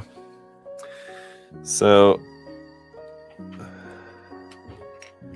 right there That's like a gray part of the frame, and then right below that, this part is like a separate gray piece. So it's kind of interesting to have. I mean, you can see the finish is a little different. This lower part is like a little shinier, so that kind of stands out. But it's basically like two same color parts like right next to each other, so it seems like it could have just been all molded together. Similarly up here, got that white part, and then this white part, which pretty much covers it entirely almost, except for that little bit on the end. So as it is, I mean, there's a number of points where you're putting like two different colors either right over the top of each other or like right next to each other that really could just be basically one part as it is. But if you were going to be painting the kit, it certainly would be nice having those as separate parts. So let's see.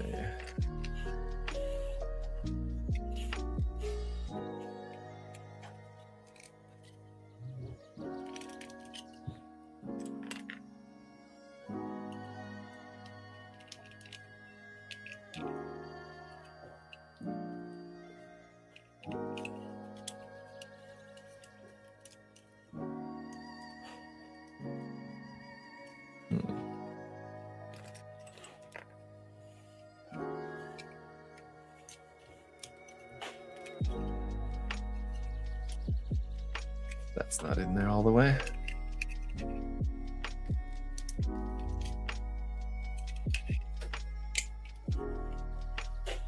No, that's not in there all the way. There we go. The kneecap, and then these bits here off the side. Oh, okay. So these are going to be parts on the side that are also going to move.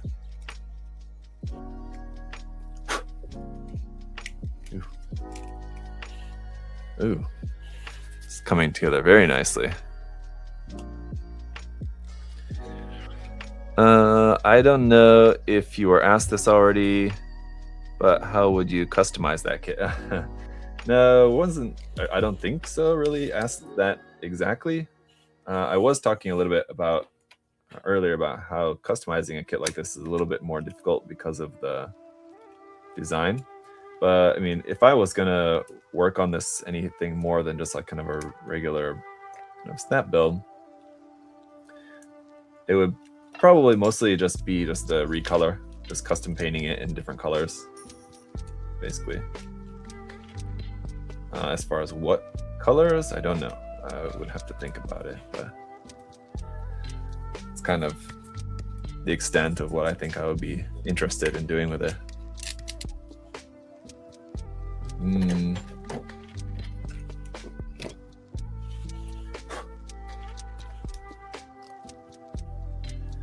The little gold bits here on the side.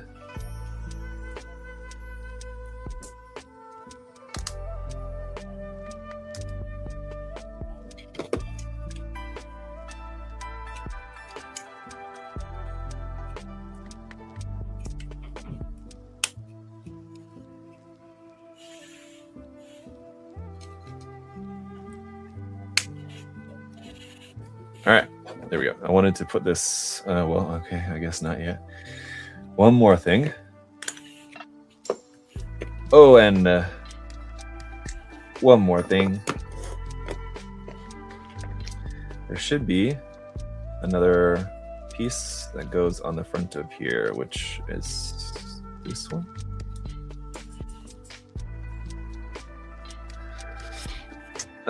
And you think we'll get another Verka later in the year? That's a good question, Patrick. I'm not sure. Considering we're getting the Verka Full Armor Double Zeta Verka towards the beginning of the year, I mean, it's possible.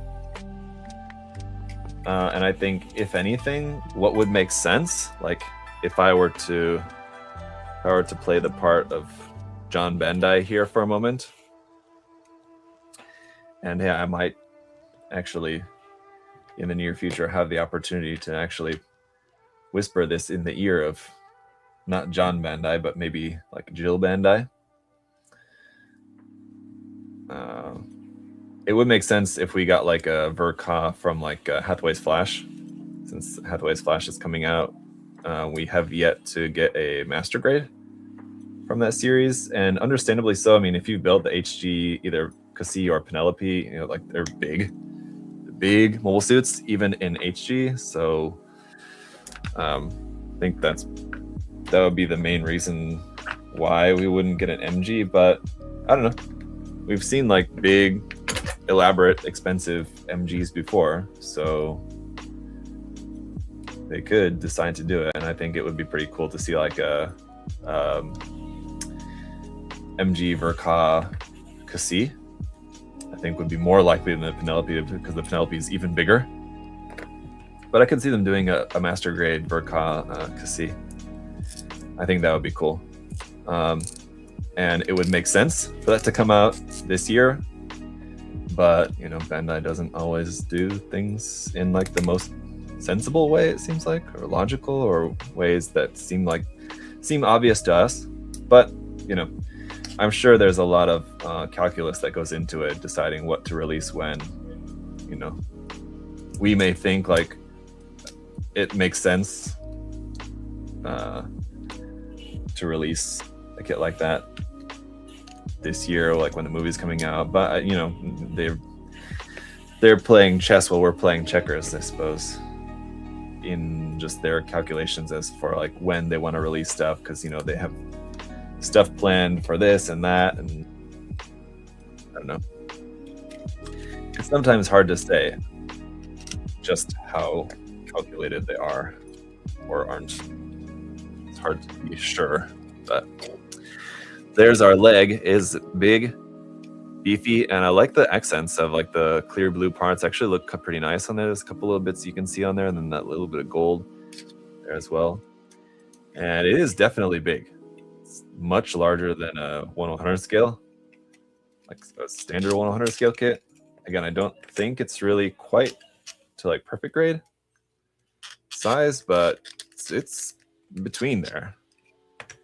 It's maybe like 1/80th scale. It's probably more accurate, just based on the size of the human part in the cockpit. You know, just depending on like how big the mecha is supposed to be like in real life, it could be, you know, 1/5 scale or 1/1000th scale. But the only thing that like we can really base that off of is just like a human element, and it does have that human in the cockpit that we saw early on.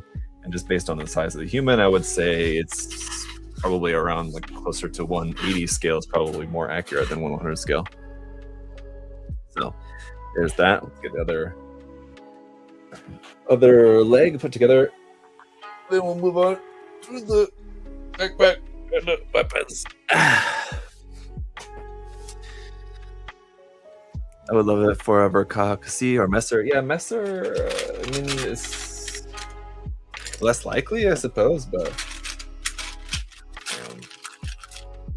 certainly not impossible. We got an HG, a couple different versions of the HG, so it's not out of the realm of possibility, especially if we have like the precedent of them releasing the Thunderbolt, Full Armor Gundam, and Psycho Zaku. Both of which, I mean, just based on like the size and complexity of the designs and everything, like might not expect that they actually would have made both of those kits, let alone both as master grades, both as Verkas.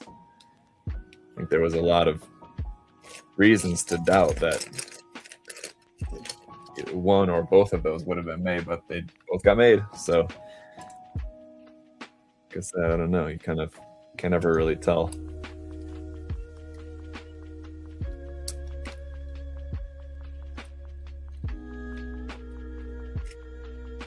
Alrighty.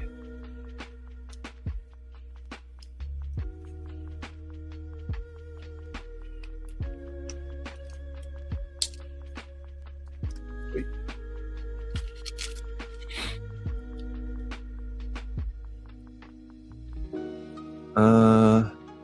If the leaks are true, we might get an MG version of the Seed movie suits. I'm not sure I've seen anything, at least that looked legitimate to me, as far as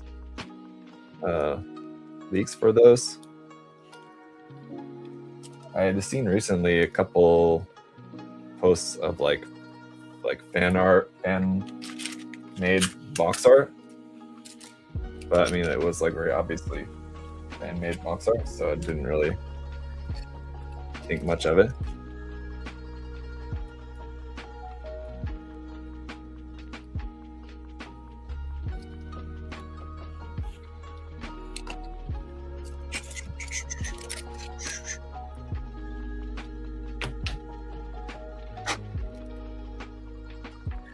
What they'll do for the next for the MGEX Astray. Is that MGEX?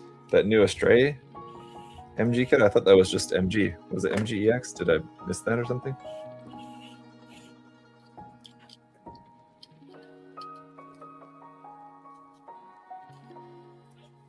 Keep forgetting that that's even a thing that's coming out.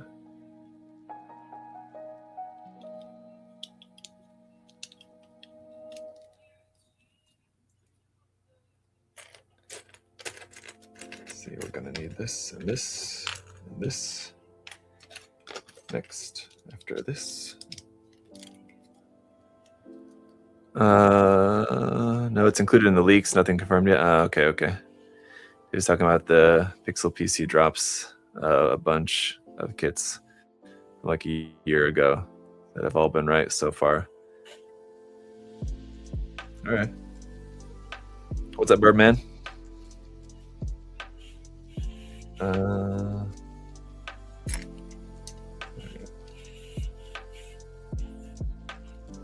Sorry to hear about that Aaron's sick. I haven't heard really anything other than that about like what's actually going on. Whatever, just that she's having some health issues. So sorry to hear about that.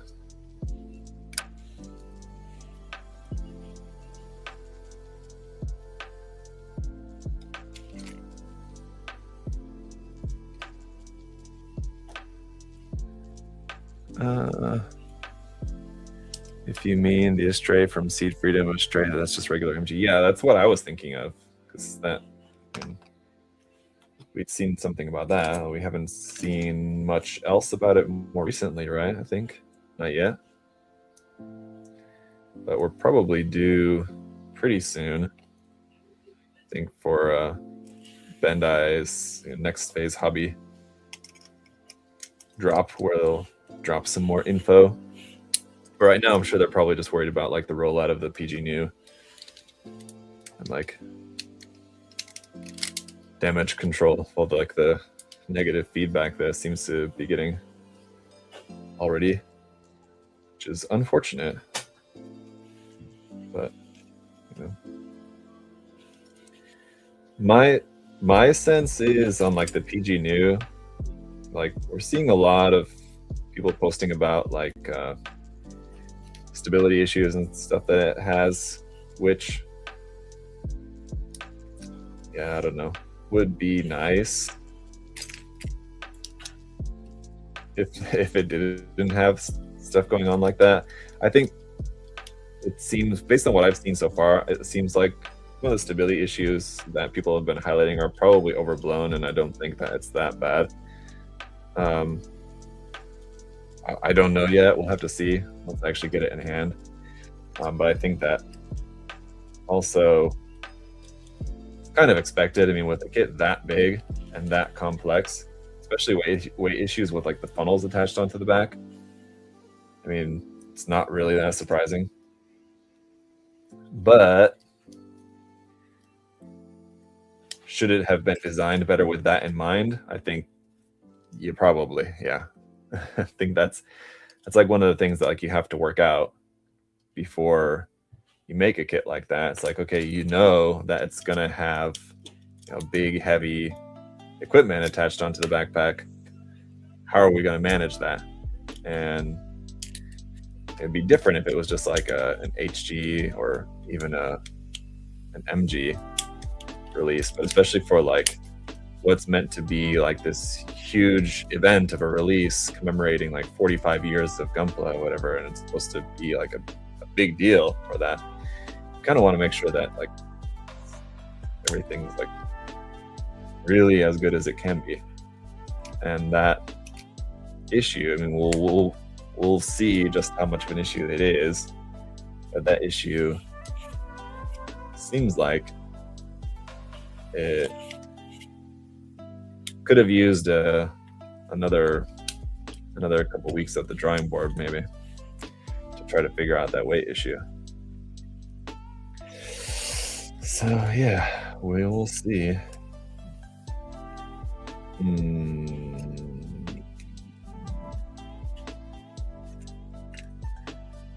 I missed the part here.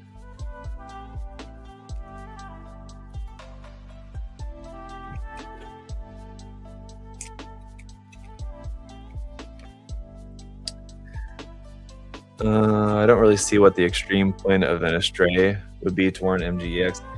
Yeah, that's the thing. Like with that line, they kind of really limited themselves with that whole gimmick, like the MGEX having like an EX point.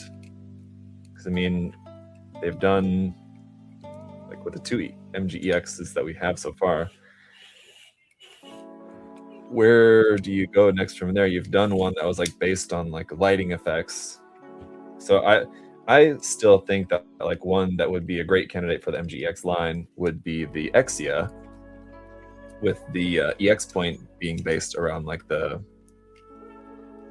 like having an LED system throughout it, sort of like what they did with the PG, but just, you know, shrinking that down to work in an MG. But, you know,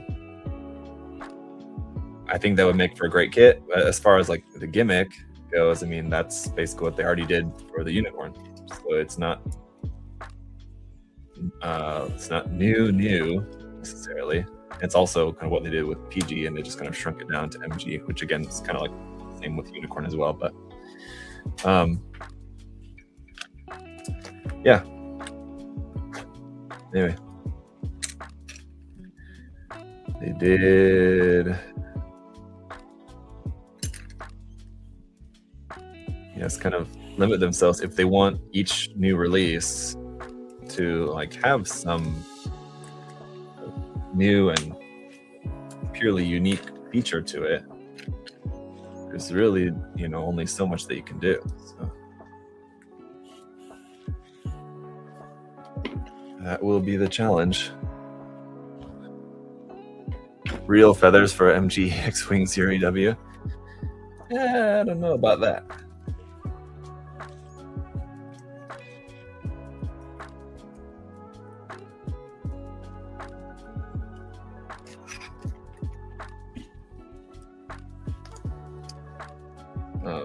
I also thought that like having one where like the transformation was the EX gimmick would have been like another interesting idea, possibly. But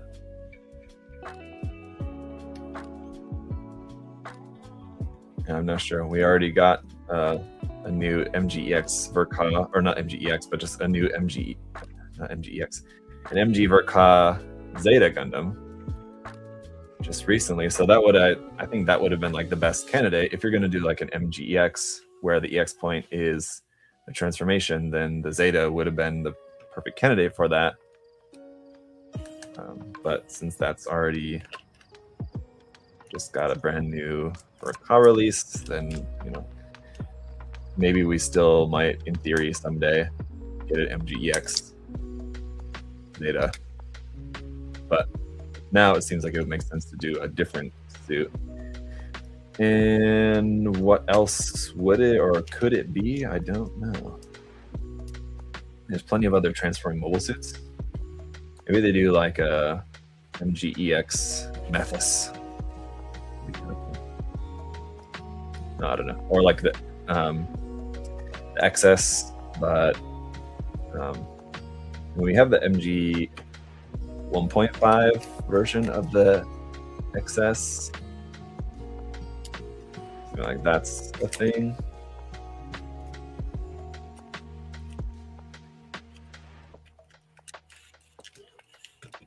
All right, there's our body. He's done. the body. Love the colors, the gray and white. Yeah, it really reminds me of like the Estella, like an Orange Cat Industries design, doesn't it? Like wave design, which like orange, those Orange Cat kits are essentially wave produced, as far as I know. So let's get him stood up there, and we'll get on the backpack here then. Really think the MG Zeta Verka should have been called MGX. Yeah, basically. I mean, just kind of work the design. I mean, it was complex enough. I mean, they could have maybe worked the design a bit to be kind of like really kind of push the complexity of the transformation. Maybe even use like a couple of like metal parts in like the transformation areas just to kind of make sure that they're parts that aren't going to break easily. So like it could have been like featuring as like that's kind of like part of the cell of the kit. It's like it's featuring metal part construction, kind of, right?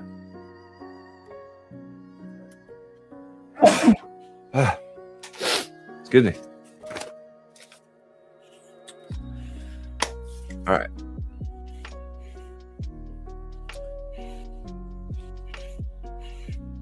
New Astray is cool. I'd be lying if I said I wasn't going to get it. I just wasn't super excited for it because I'd rather have gotten something else. Yep, that's pretty much my thoughts on it too, Patrick. Like any new kit, like I'm excited to build any new kit.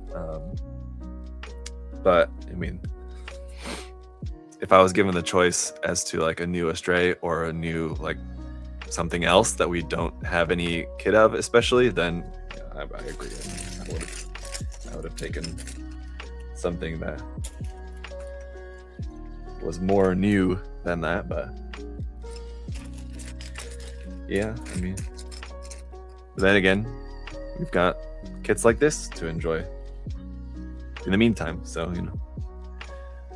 Oops, it's the opposite. I don't think that it matters, but this is the opposite way. In the meantime, well, like you said, we'll still get Bandai's new Astray. In the meantime, to fill any gaps in wanting to build more MG style stuff. I mean, it's great that we have a lot of really nice kits like this coming out these days that we can enjoy.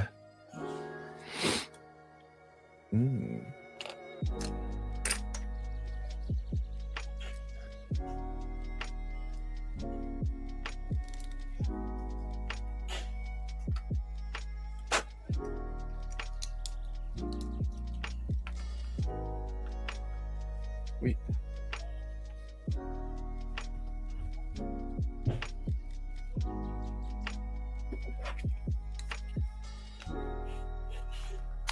Ow!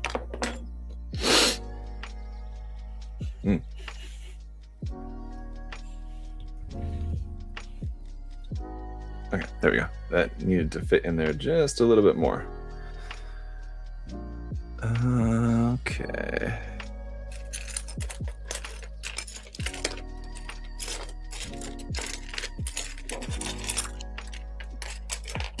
There's another little piece, which is right here.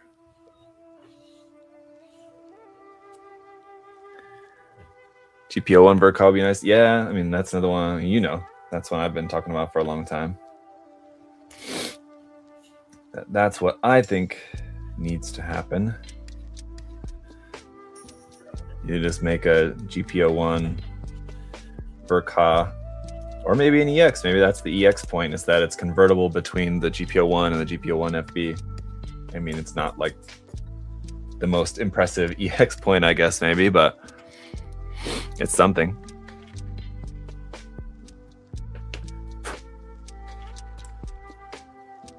Either that or just a Verka, yeah, I mean, one of the two. One that, like, with the oh, that's a ×2, isn't it? Okay. Like with the S SXS MG release that allows you to swap between builds or choose which one you want to make. Definitely having something like that for the GPO one makes the most sense, but like I said earlier, they're not always making the most sense.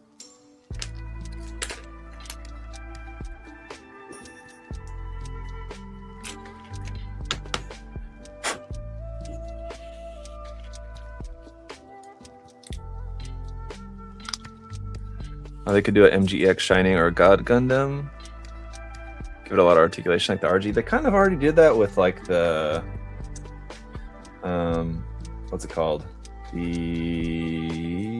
totally forget what that line was called. High resolution line, which they kind of gave up on, it would seem. This is the center part of the backpack here.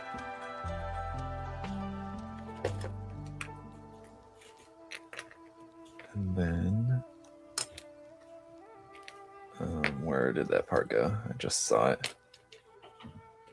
And it's not that one. Let's see. Here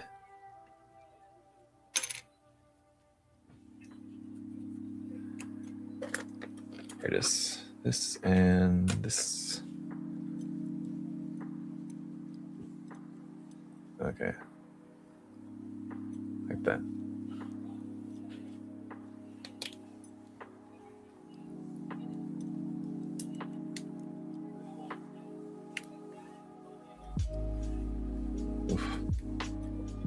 Oof.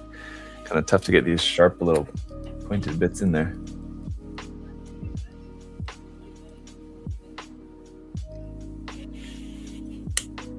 Oof. Oof. Tricky getting those parts in there.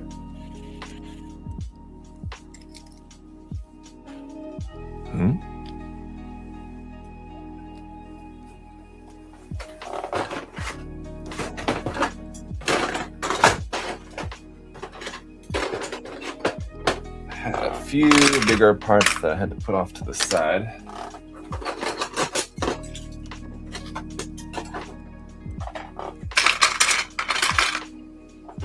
Mostly for the weapons. That's another reason why this reminds me of the Estelev kit, just because of the large shield in particular, which looks very similar.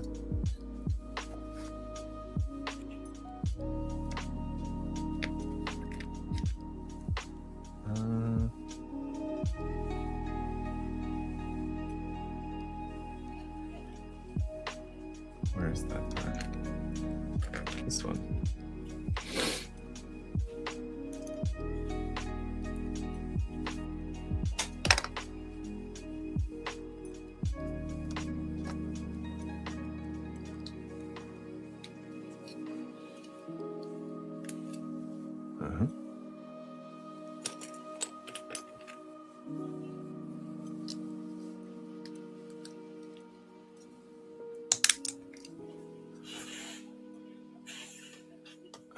Alright, and then this one's going here.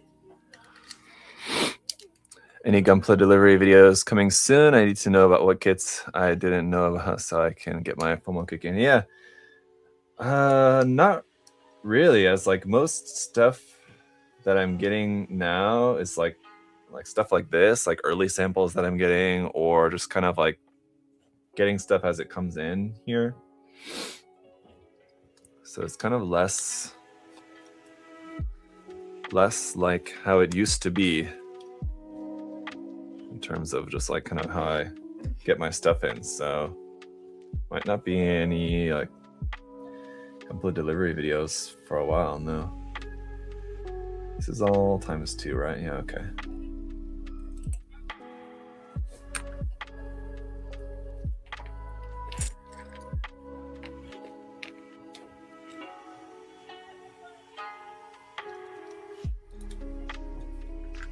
Any update on the USA Gundam Store original kit? No, I haven't seen anything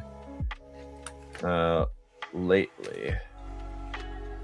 But I'm not sure. Adam might know.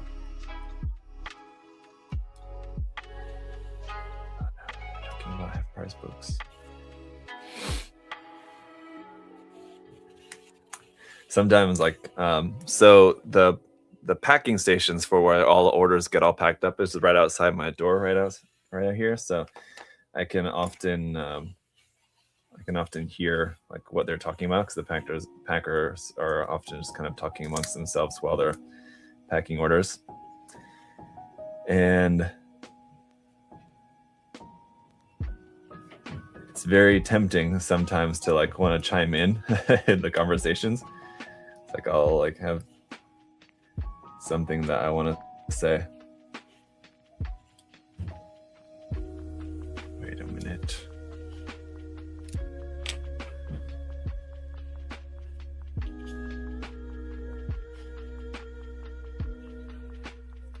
All right, we've got this, and wait a minute. Yeah, that should be right.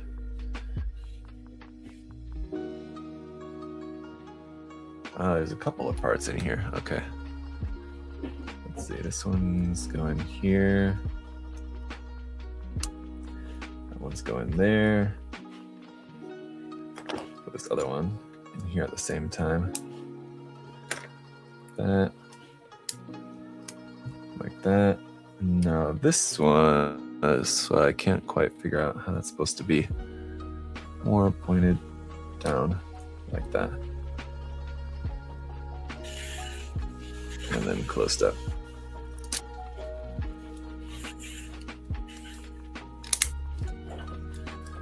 All right, there we go. Got these bits, these, not like really bits, quite large sections of the backpack here that look like they appear like they're supposed to be like missile launchers or something like that, but I guess not.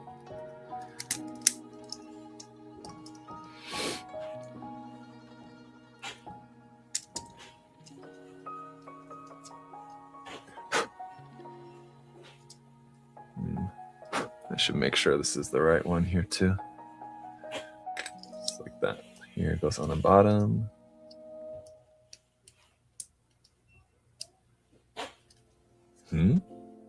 Right?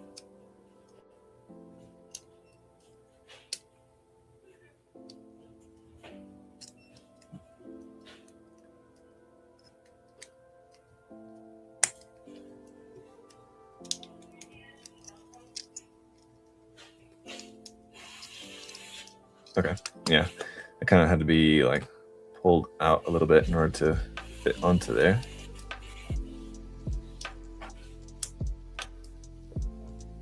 There we go, like that, and then this part goes on the top.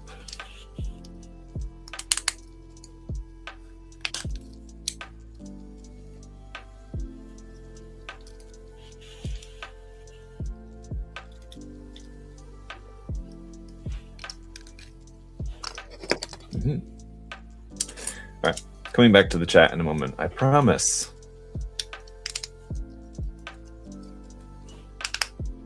Oh, that is meant to close up all the way, looks like, isn't it?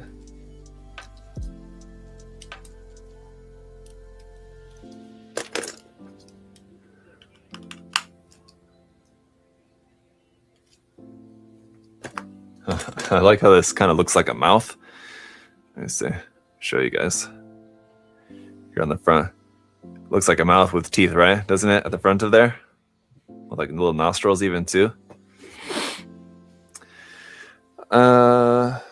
Any up? Let's see. Have a good one. Got to go. Goodbye, Dennis. Thanks for coming and hanging out for a bit. We're almost done here with this, basically. High resolution model was kind of MGX light. Yeah, it was kind of like a forerunner of sorts to what would ultimately be MGEX later on. Basically, like something in 1/100 scale that was more sort of like a more premium, sort of high-end version. But I think that, like, I don't know, I think the appetite wasn't there for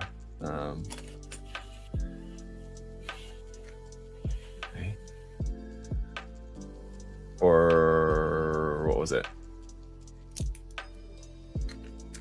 High end, because I don't know, the designs weren't as interesting, I feel like,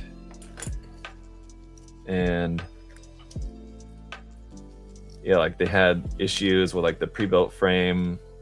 I think probably they got a lot of complaints even within Japan too about that, and so it was like it's a bit of a failed experiment, it seemed, but it kind of led to them kind of taking the idea and going in a different direction with it to make MGEX.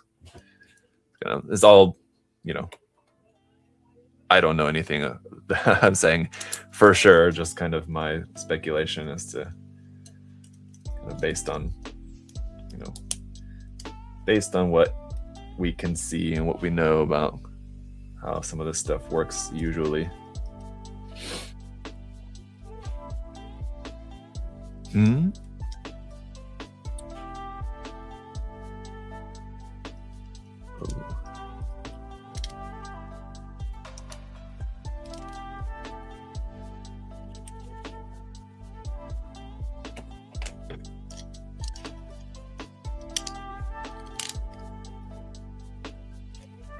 Pretty hefty, these parts.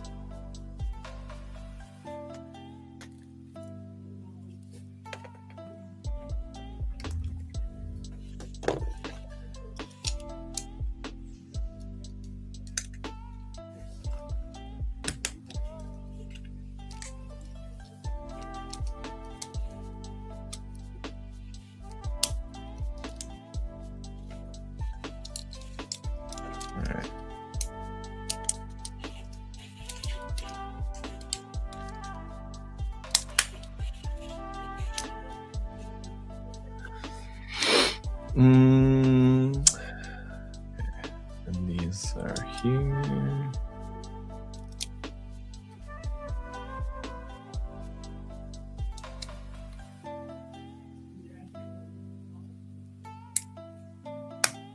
That goes here. This one on the bottom. So I'm curious to see like what these actually do, because it seems like there's a lot going on in here, and I haven't looked like actually what these are ultimately gonna like do on the kit. I feel like they like open up and they got something going on. I have to look at it again because I just don't recall seeing about that. Okay, so just plug onto the backpack there pretty simply. Like that. Let me make sure you guys can see that right. There you go. Above the shoulders. I like it. It's a big kit. Whew. All right, and we got some big weapons here to round it out.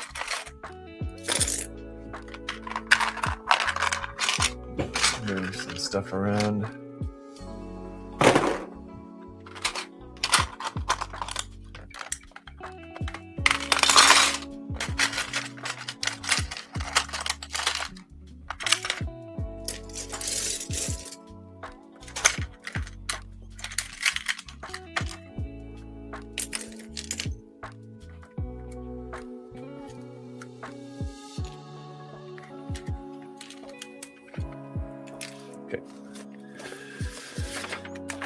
Weapons. Oh, darn. So I am finding it's just much easier to look at the PDF over here.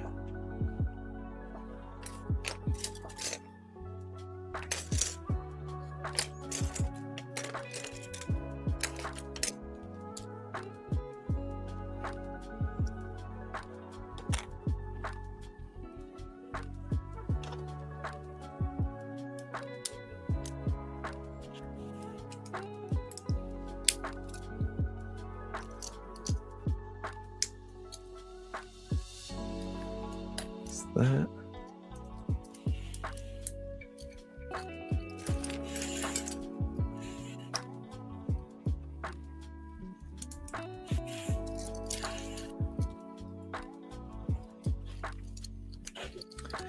rifle is going to have an extension feature, again, very similar to the Estelev.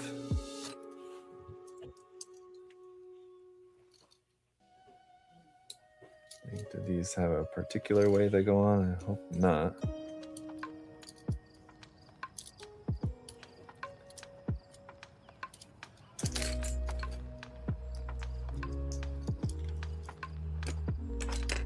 Where's the last one?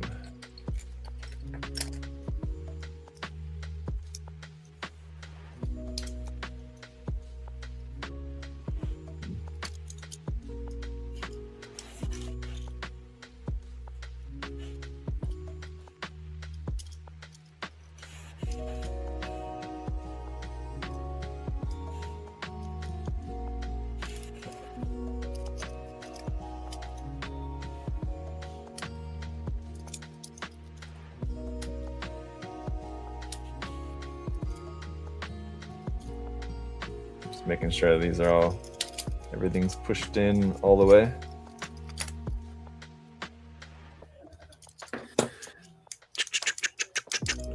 All right, and then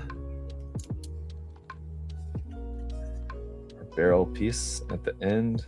This looks like it has a particular orientation to it, or no? Nope, not really. Okay.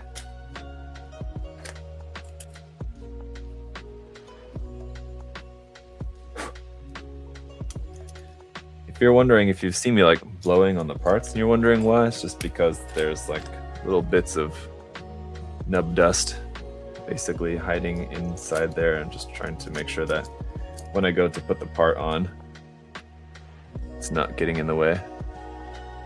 Oops.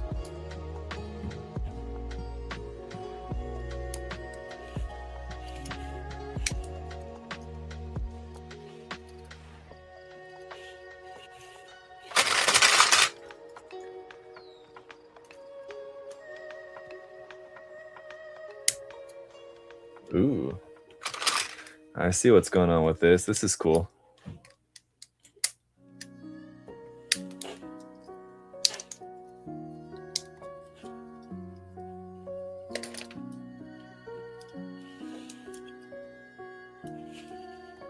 A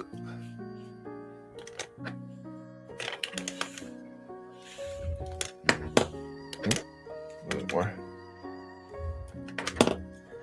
So when you pull this out, let's see,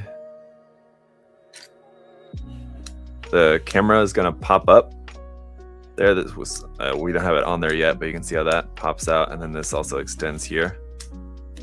So you have a couple points of extension there. Very cool. And then this.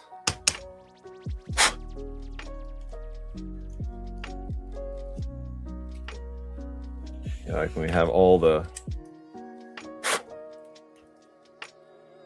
parts that I work on kind of all at once, I have to make sure that I'm not getting that nub dust in there. Just little bits that are gonna get it all clogged up.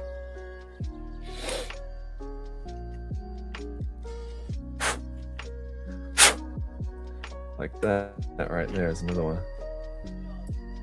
It's a bunch.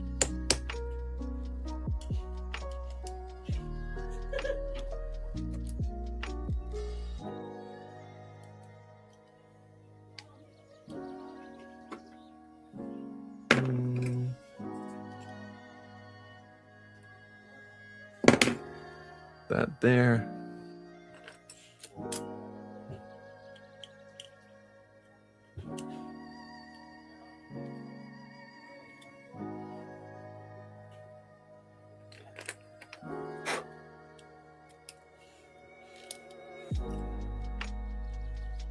It's a pretty crazy weapon here.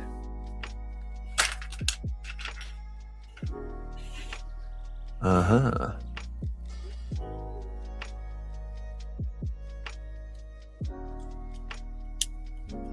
This is a connection piece that connects onto here, so then you can attach this up onto the backpack. I'm gonna leave that off for the time being. But there's our rifle. Okay, yeah. So let's see. can see it's quite long too. And then that extends out, that extends out. It's pretty cool. Would have been cool if we had like a effect part for the end of that. We do have a beam saber effect part, which is pretty thick. And that's unfortunately not going to fit in there. But if you had like a different, looks like it's probably like the size of like a PG beam saber effect part would fit into there. There's that. Did you miss anything crazy? No, I don't think so, David. We're almost done though. Just have the shield basically left to go. That's kind of about it.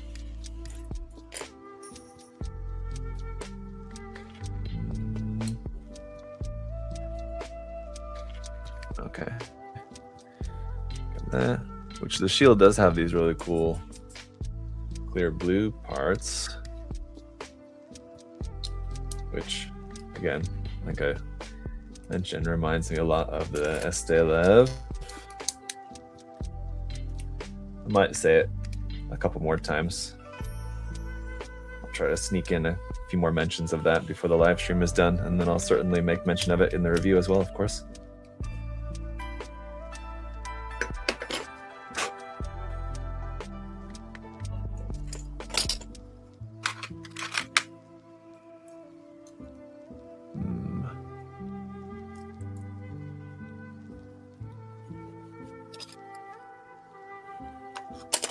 Okay, they won't. Well, okay, I think it's fine.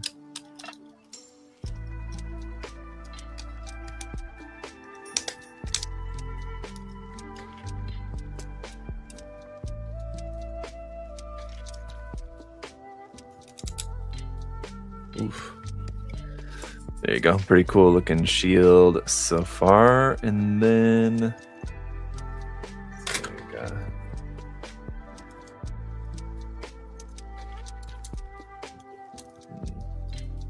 ooh.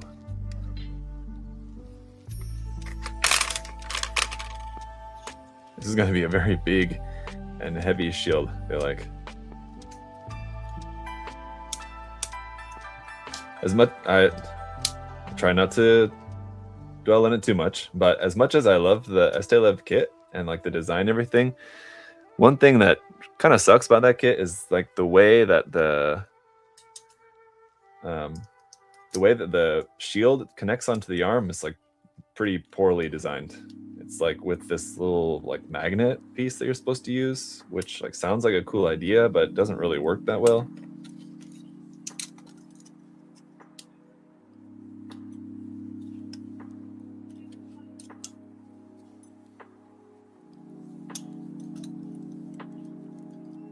The shield is big and heavy, and so it just kind of like doesn't want to. Not this one.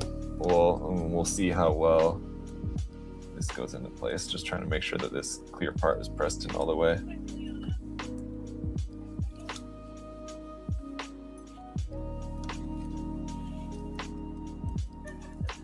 think that's kind of good enough, but just want everything looking good and sharp.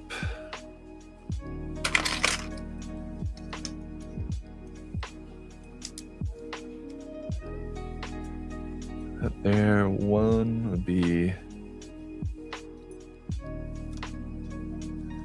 which way? Like this way, I guess, right?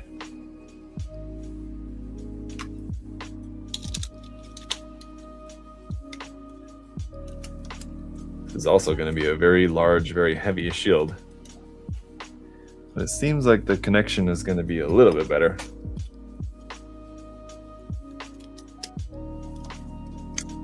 It's still going to open up in a similar way.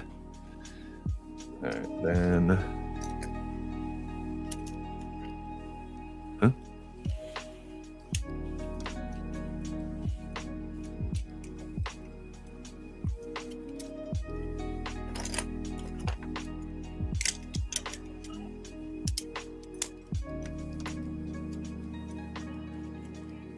Flip it 180.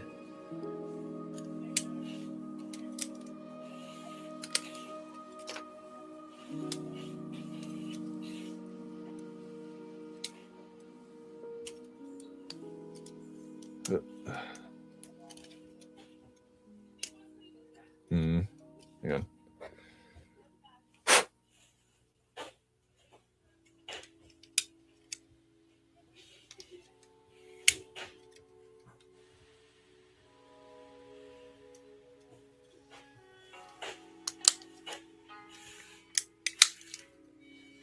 Can't get this part to close up entirely. And I suppose the issue could be, it could be that I have the clear parts in the wrong way, but I don't think so.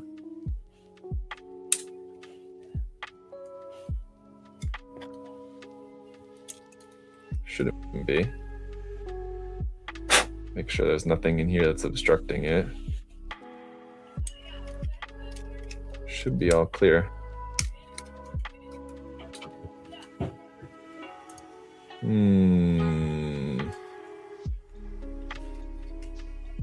Why is that not wanting to fit on there?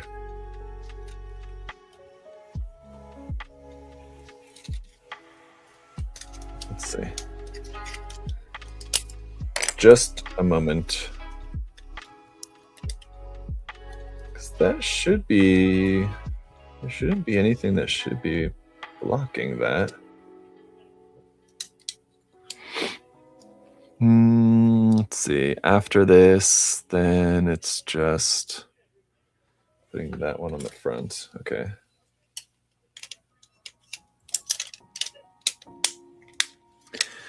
By the way, is Zach gonna do a best of 2025 kits list? I did that. I did 2 of them, actually. I did one over on my channel, which was the best Gunpla kits of 2025, and then I did one here on this channel, which was the best third-party kits of 2025. So yes, if you missed that, no worries. Go ahead, feel free to check those out.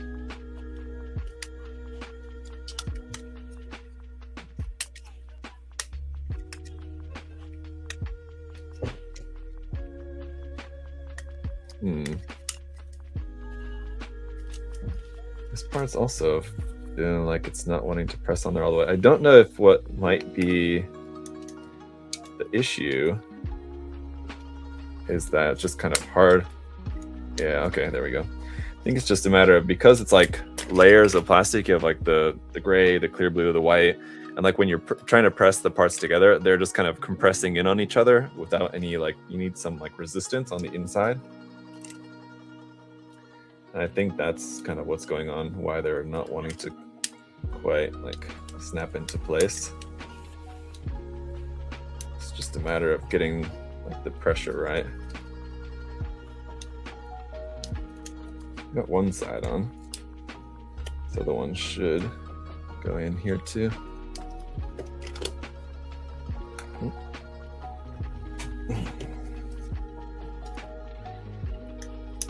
So I know that the parts aren't like backwards or anything. There we go. Yeah, it's that middle one that was kind of like not wanting to snap into place. So there's that. So I think with this piece as well, that's going to be the thing. It's just a matter of trying to get the resistance just so.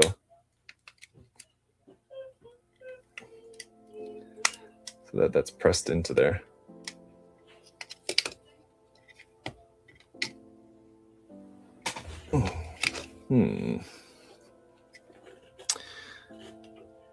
Let's see. Oh, and then this one here.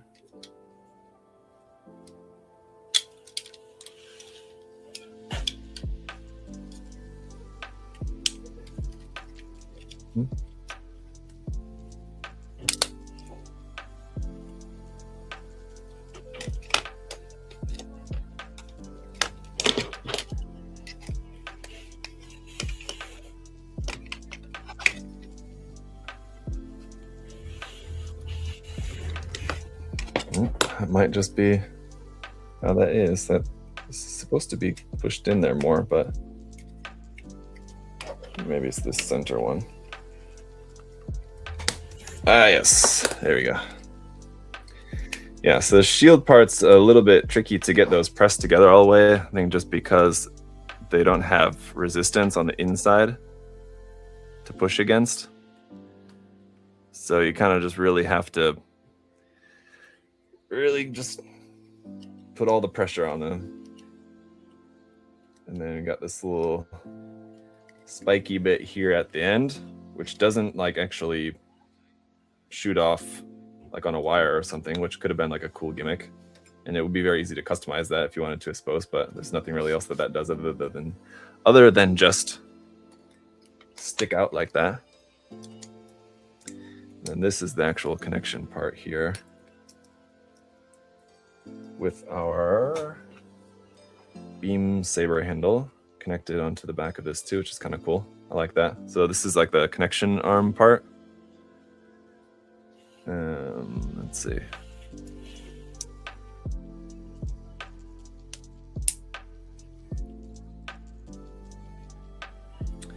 Yeah, so this is the connection part that the shield is going to connect onto.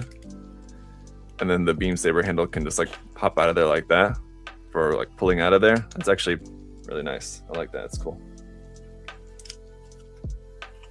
Flip that around the other way.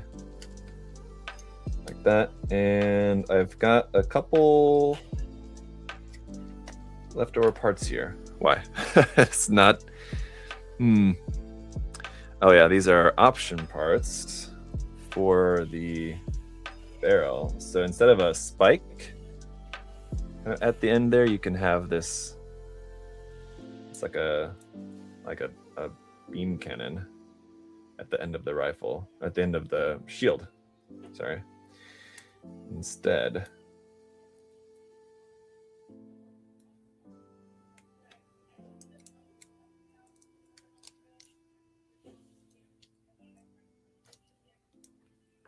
And then this part as well.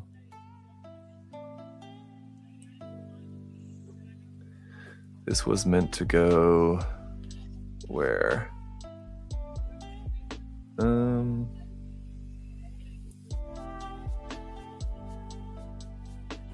Huh. Where's this part? Oh yeah, this is meant to go at the end of the rifle. Right.